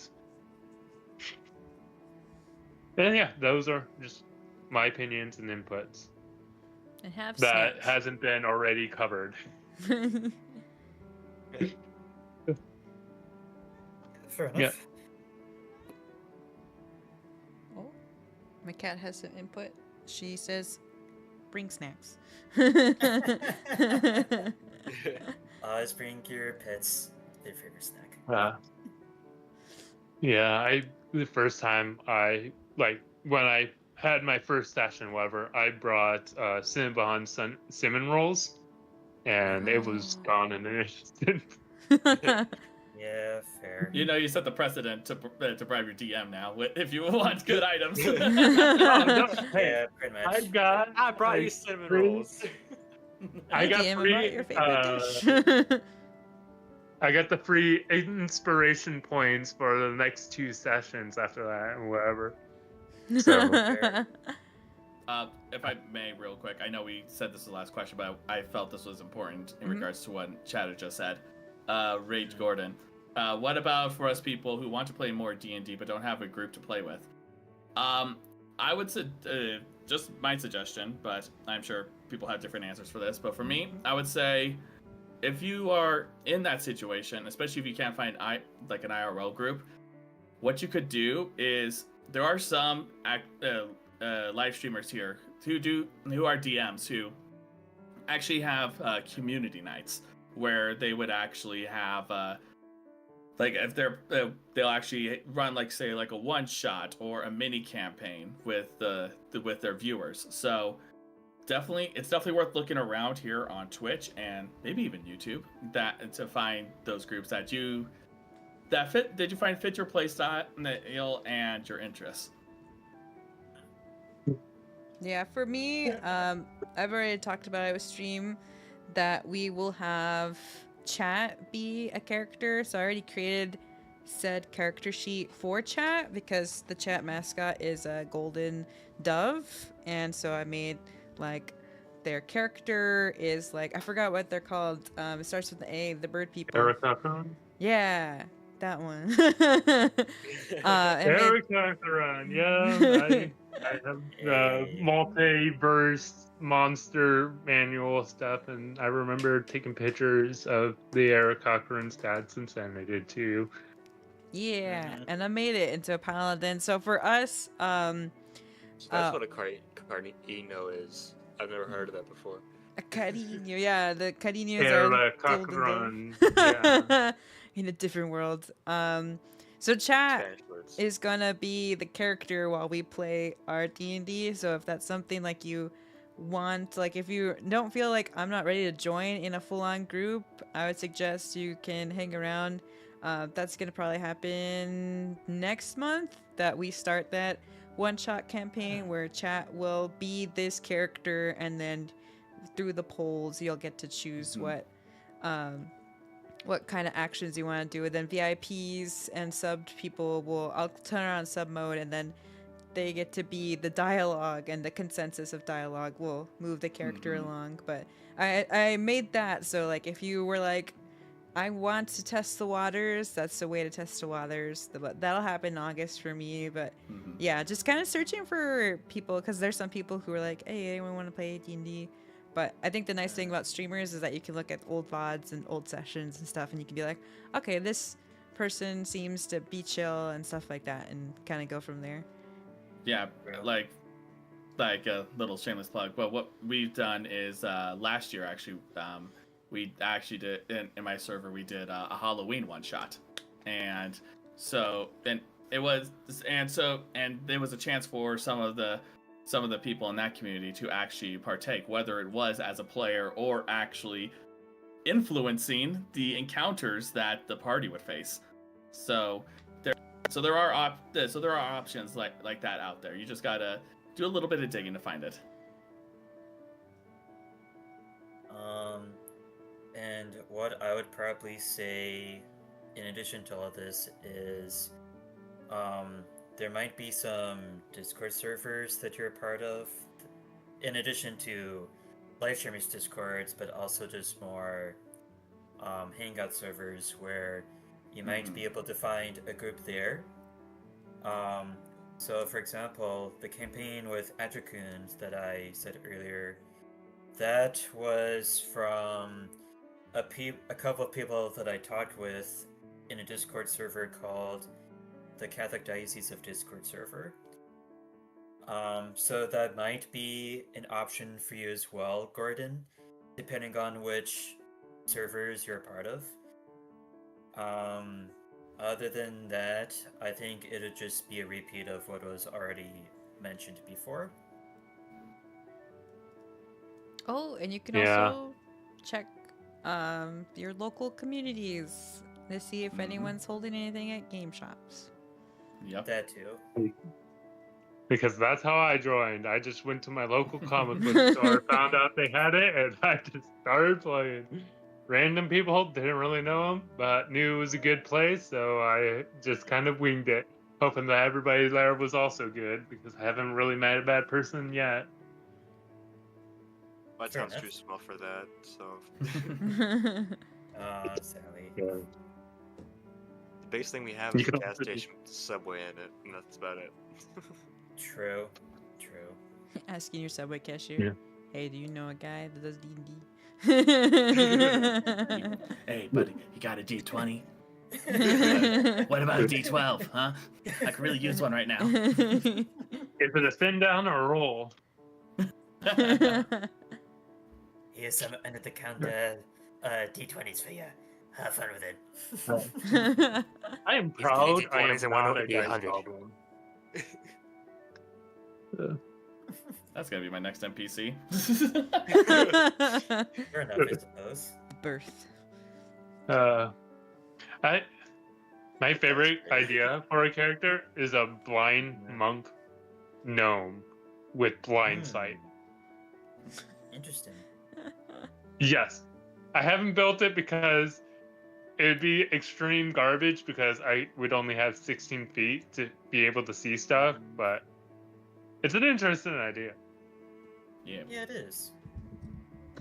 Yeah. Anyways, All right, everyone. Well, thank you, everyone, for hanging out today. Thank you, Zerg, Tabletop, Crimson, Mr. Waffles, for your time today to share with the community and our communities, just like our experiences. It was really fun to like hear y'all's campaigns. You know, I wasn't even part of Mr. Waffles, but I too would fight the advisor 1v1 for Rosie. Never Fair forget. yeah. I put everyone's links in the chat. Please go check out everyone. And is there any things you would want to plug in or shout out or any final words before we end our streams? Or, well, not end because some of us might be going, but anything before we depart from our round table? I do actually. I actually just want to give a shout out to all the moderators and all the channels. So much appreciated for you guys spending your time this weekend to ensure that everything is all spick and span, clean as a whistle. So we appreciate each and every one of you. So thank you. Yay! Mud love! Let's go. We should have a mod appreciation day. So true. That'd be nice, actually. Have the mods control the streams and you have to do everything they say. Oh no, especially especially my moderators. Oh, that's scary. Hey. I don't Sounds have like a any fun mods, so time. I'm safe. If they can Fair do enough, I suppose. something For truly now. horrible and hate you, that means they're very close to you and really love you. Because the ones who can deal the most pain are the ones who are closest to you. Very true. Anyways, everybody read your Yeah, fair, Bible and be safe. True. Bye, Mr. Waffles. Bye, Mr. Ruffles. All right, and that's a wrap. Unless anyone has any other final words. Whatever. All I have to really say is, God bless everyone who's leaving, and hopefully you'll have a good night wherever you're at. Yeah. Yeah. All right, y'all. Alrighty. Well, thanks Good for speech. hanging out. I really appreciate it. Yeah. Yeah, you're welcome. Maybe we can do this again at another point. I think so. Other people are also And hopefully I can interested. have more stories. Yeah, between now and then. Hopefully you don't Yeah. obliterate. Yeah, hopefully. Huh. Well, Alright, All right. Have a good night, everyone. Stay safe, stay healthy. We'll see you all again next time. Yeah. Bye. Good night. Bye, And I'm staying streaming y'all. for a bit, but Good night.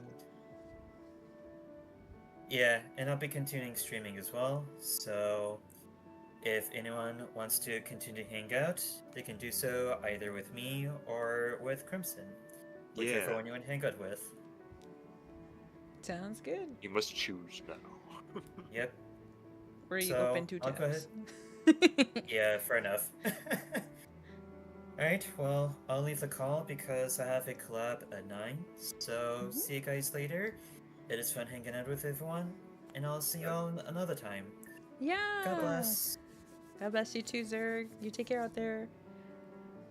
Goodbye, If you want, y'all. Melinda, you could Okay, there we raid go. me if you want. I don't really. All right. Oh, it's true. Melinda. Yes.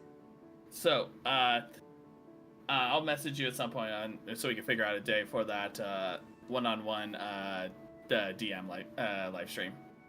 All right, that sounds good. Yeah. And I'm excited. I can't. There's when. Well, I'm still alive right now, but. Oh. And y'all are still audible. Oh, and I'm also still alive. well, either way. All right. Well, that sounds good though. I'll probably see if I could wrangle in. I think that was Dice hopping into lounge. Yeah. 100%. But that That was sounds close. good. We'll figure out a day. We'll have a DM perspective. This was player perspective, but next time we'll have Dungeon Master's perspective. There were some things where I'm like, I haven't seen anything like crazy funny spells from our campaigns, but boy howdy have I inflicted pretty awful spells in my campaigns. But that's to show that these bad guys are evil.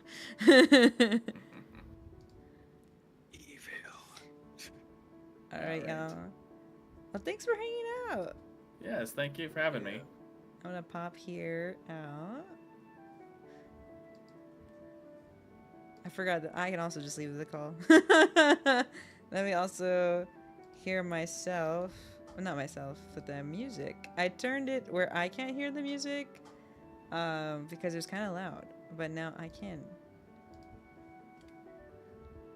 All right. Well, thank you everyone for hanging out today. That was really fun.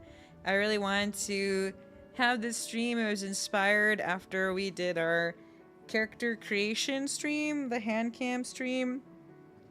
And, you know, a lot of people had a lot of questions about D&D, have never heard about D&D, had questions about D&D. So I felt like wrangling people together who've had different experiences would be pretty fruitful. And so that'd be pretty cool. And this is really awesome. I love hearing other people's perspectives. So I thought as a stream, it would be really fun. As we've talked about, playing styles are different, characters are different, and even just the sessions that go down are different. And I like it a lot because D&D just feels like a... Well, I mean, it is a role-playing game, but it feels cool because you have like your cutscenes verbally that you get to imagine, you know, that happen in the world, and then you exist in the world as a character, of course. And then, I mean, there is the mechanics of math, but that just helps, you know, to show the realistic, or the, you know, if you want to do a kickflip on some guy's face, you know, give me a roll for it to see. That way you don't always kickflip a guy in the face. Just kind of think. My cat is there. She's just trying to be destructive in the background. I see you. You've been trying to destroy things. That's why I'm like, she needs snacks. Well, she needs to be fed, honest. I forgot to feed her like 2 hours ago. She still has food in her plate. Naughty. Kind of interested, you know? Yeah, it's a lot of fun. I think for those, like I said earlier, in August, I don't know, probably... it might either be the beginning of August, or... I'll have to think about it, or we can start it maybe even soon in July, even though we're only like halfway. We'll see. Maybe we'll start it soon, actually. I just need to finish your character sheet. I've started it. I just need to finish the rest of the stats for the paladin, and then we can start and make a little bit more art. I want it to be theatrical, so I'm very excited to show that, convey that. And so for those who are like, I don't know if I can commit, stuff like that, you can kind of get the hang of, as a group, being one character. Very fun, like voting, like, okay, here are the actions that you could take, and then voting on that. And then VIPs and subs will be able to start chatting and being like the dialogue of the character in your head. And then the consensus of what you'll want to do, I'll convey that in your character, and then kind of show you the different plots and like how to go through a one shot. Usually I think one shots are usually supposed to be very short, but I think the way I've set up my one shot is fluid enough that you can kind of get a practice feel for it. So it'll be very exciting, very cool, and very fun. I like to be super immersed. I am a DM that likes to be super immersed in the way of like, if something cool is gonna happen, I have dramatic music for it. Oh, we're playing this cutscene now, kind of thing. I've got characters that are intertwined with one another, of like the consequences of one character befell the other, and they don't even know the plot twist. All of these things. So I'm very excited. I'm very story driven. For me as a DM personally, very big story first with role playing. And then we have the mechanics of just in the background of like what gear do you buy and stuff like that. I don't think there's a VIP mode. Might use the Discord for that in Twitch, that is. That's true. I was thinking about that. That's a good point, Rabbit. I'll make a note of that. I'll put all the VIPs. I think all the VIPs are in the VIP channel on Twitch, so I'll make sure to have that pulled up too, so y'all can go back and forth and kind of get the conglomeration of the consensus. I think that'd be cool. It'd be fun. I'm excited. That's why I'm like, if I can get all the art that I want for it done first. Because I'll have some mechanics on the actual OBS scene, but I'll also have it as a camera stream, so we can see the physical board. I know there's D&D and Beyond, but I haven't practiced too much with it, and so I don't want to like be at a debuff a little bit. So I'd rather just do a physical board with the minis. I actually have minis for this campaign, specifically for my first campaign, because I was like, oh, this is my first one, and I've written it out, stuff like that. And the whole premise is defeating evil, so I feel like this is very exciting. Woohoo! So that'll be cool. So I hope that that can be a really good way to kind of have like a, what is it called? Dipping your toe in the waters of D&D, and then gain and see the structure of how we flow through the one shot, and like how it rolls out, and how I role play, and all this stuff, and rolling the dice and whatnot. You can kind of get a feel of like, oh, okay. And I feel like it's a nice comfort that you can just play as a player collectively, but also like doing it from, you know, your own pace, in the fact of like you get to just, what's it called? You can just be behind the screen. So you like literally you can just be in your kitchen and you're like, okay, I'm gonna vote on this, you know? Or if you're still in the tail end of work, you're like, if you're subbed, you're just like, I'm typing, I say we punch the guy, you know? Or we say this to this character. Where's the bingo or something? I think it'll be really fun for people who get to speak for the character. If you want to say witty one-liners, stuff like that, I feel like that's a good time. If I get 50k for VIP, do I get the Discord, or do I need to get it separately? I mean, if you went straight to 50k for VIP, I feel like if you wanted Discord, you could also just ask. If you truly didn't want to lose any points to get to 50k, you're just like, no.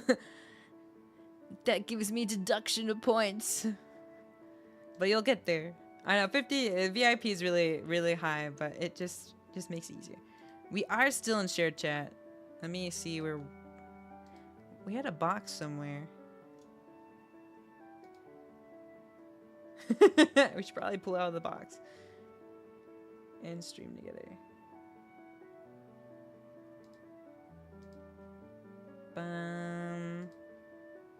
There we go. Thanks, Rabbit. I'm excited. I got like 4k from the stream. Let's go, Zero. See, it'll start actively. Hey, why are you a menace? It'll start actively collecting before you know it. So, thank you everyone for hanging out. This was really fun. I'm trying to think what's on our schedule. So we're having Bible studies on Wednesday now. So if you missed Wednesday's Bible study, you can see the VOD on Twitch or on YouTube, or you're on your preference. And then today is Saturday. Yes. Tomorrow we'll probably have our Ace Attorney stream earlier, or we may cancel it and have it pushed to this coming week. Mostly because my mom wants to watch the Jurassic World movie that came out. So she's really excited for that. So we're gonna go see that in theaters, at a theater nearby. But she kind of gets out of work after 2 p.m. and the only movie that fits in her time slot is about like 4 something, and that's a 5 something was I think I planned for stream. So we might have it earlier in the day, or we might just move it. So we'll see. What is today? Today's Saturday. We might move it. I forgot. It's so weird. I'm losing track of days. Did more research and think Artificer Fisher with magic tech guns is for me. Oh yeah, remember we talked about this last time. I feel like that's a pretty good setup for you. I think you would enjoy that a lot, especially with your magic tech guns. Pew pew. All right, let me move the screen over here. I don't know. My cat bumped into my camera earlier, so it's kind of funny. When we got to see my Z toggle. Well, actually, it's not like really a toggle. It's just if I just kind of stop moving, it goes to sleep. Do-do-do-do.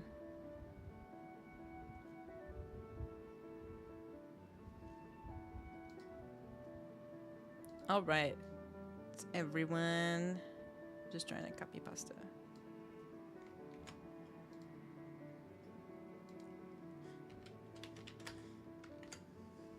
When you think of a tank, what kind of character comes to mind? I think it's usually a barbarian or a fighter class. I like being a tank as a fighter.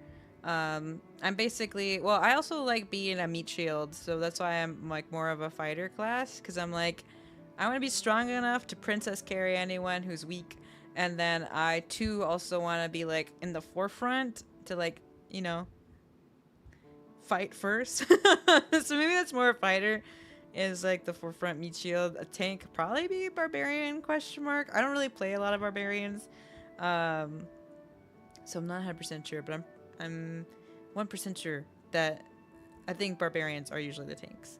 Fighter classes are usually the tanks. Wizards are very squishy. They don't. I mean, wizards and spellcasters have cool spell slots, but you don't really wear any armor, so that's why you're very squishy.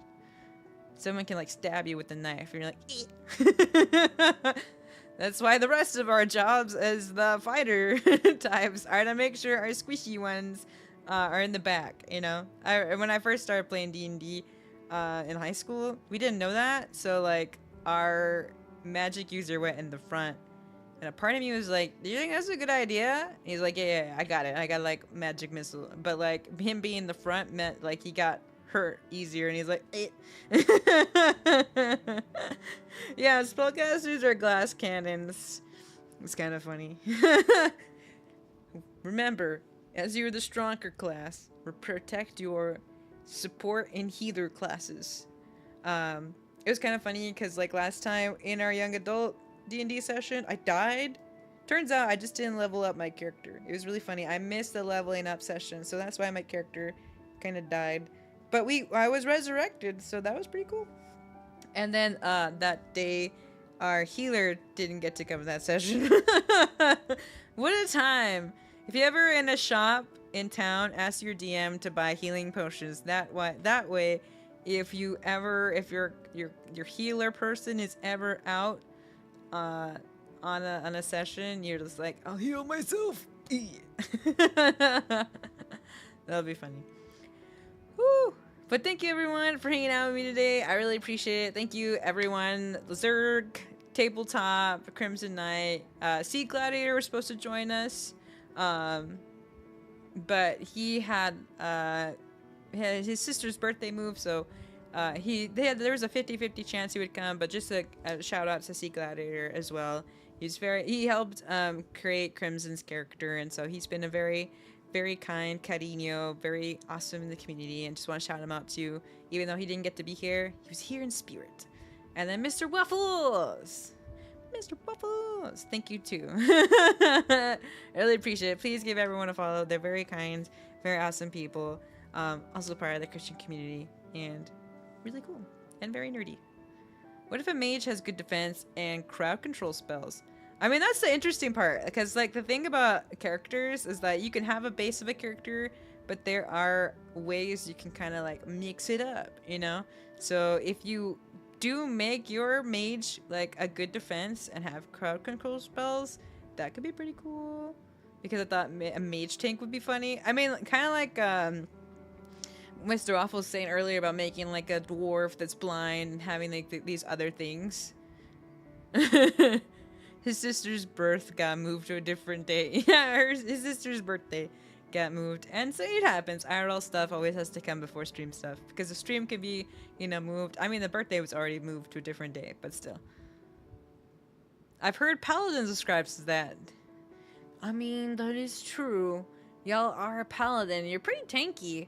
I've never played a Paladin before, so that's why I end up making, my young adult character group D&D character, just y'all. I told my friend who's the DM, I was like, hey, I brought the character sheet for my chat. Can I work on it? And he was like, yeah. And so he gave me some flexibility because I forgot as a bird you also have flying speed. But because he like changed the thing so you wouldn't be so OP, that's helpful to know. So like, well, y'all will be wearing armor anyway, so the bird class can fly up to 50 feet. As in changing the day when she was born. I understand, Rabbit. It's pretty funny. It was pretty funny. But I can't remember if I actually said the whole sister birthday thing out loud or not. Time is but a blur. I should probably eat. But yeah, I'm excited. D&D's so fun, and you know there are a lot of options, and I'm excited to show what I've been working on. So it'll be fun. Yay! But thank you everyone for hanging out with me. Hooray! Gotta remember to eat. I know. Maybe I should implement that whatever stream treat thing. That way, if I ever forget to eat or if we're too locked in or something, food can show up or something. I don't know. I got an Instapot on the Amazon deals because I'm still trying to figure out what's a good way to just eat better. And I feel like meal prepping is still a kind of like a trial. So I'm like, oh, you can make meals in the Instapot. So got that on sale, and so I'm gonna try it out and see how it goes, and then if it goes really well, or if I can get it like a rhythm, I'll start making some videos for anyone else who's also feeling that kind of way of like, I don't know how to make meals, but I have an Instapot. We can do it together. Hooray. I feel like that helps things go smoothly. All right. Yes, stay safe, everyone. Remember to read your Bible today. Spend a little bit of time with God. I really had this nice revelation when I woke up, and I was like, thanks, God. Because I had been stressing of like, oh man, I woke up late, my time is gone, I didn't get to spend time with God in the morning. And sometimes I'm hard on myself on stuff like that. But I was able to, I felt like I had this revelation of like, you know, it's not about when I start my day, but how I start my day. Even though I woke up late, I can still spend time with God. So I did start reading more of 2 Corinthians, and I was in chapter 13. So it was really funny because I end up having another idea that I felt like the Holy Spirit was saying, like, you should talk about this in a video. And I was like, can do. And I was saying it out loud to record it for my own notes. And then I was reading 2 Corinthians 13, and I was like, wow, that goes with something I was, you know, making notes about myself. So that was really cool. But yeah, I feel like that was a really blessed revelation of like, it's not when, but how you start your day. So even if you start late, you know, just still, you know, doing what you want to, doing what you need to, because I feel like when you kind of beat yourself up about it, more time gets lost doing nothing, just like, oh, you know, spending more time that way than be like, you know what, it's okay that it's late, I'm gonna still wake up, I'm gonna still spend time with God, I'm gonna still read a little bit of my Bible, I'm gonna make breakfast or brunch, and then just go from there. And that's really helpful. That's what I did. I ended up getting out of bed and be like, yeah, and I ended up brushing my hair and I straightened it and even got dressed in a nice outfit. Very cool. So I feel like it's gonna actually help me feel better waking up every day now. Sometimes things need to be put into perspective with a bunch of things happening. Like last night, it happened for me. Let's go, Rabbit! Hooray! God is so good. Sometimes it's true, we do need a second perspective or another perspective, and it'll become, it's just like, wow, I didn't think about it this way. Alright, let's go. We're gonna go check out Crimson Knight. I can't remember how recent he is a streamer, but let's go support him and show him that hope and that love to help him grow in his own community. I'll hit raid now, because if I don't, we'll be here for another 2 hours. You know me. Yeah, being queen. And thank you everyone who followed today. Sorry, you know, as collabs go, it's kind of hard to balance chat and the things that are happening. But thank you to those who followed today. Thank you to those who resubbed. I really appreciate it. Appreciate your time and your support today. Just joining us in this nerdy culture topic. And I just pray that you all be well. Please eat some food. I want to go eat some food. Please drink some water. Stay hydrated. And yeah, remember to slap the devil with your Bible today. Tell him no swiping. Not today, Satan. And just know that God is good. He's always good and faithful. Even when our days look different, our God is still the same. And so he loves you immensely and powerfully. I also love you, but God loves you even more than me. And that's pretty cool. And our hope is alive in Jesus. And so always remember, hope is on your side. All right, cariños. I will see you all next time. And I might see you tomorrow. Oh, I didn't realize my camera got stuck. Oh well. That'll be me later. Doing the Z's. Alright, cariños. I will see you all next time. Bye-bye.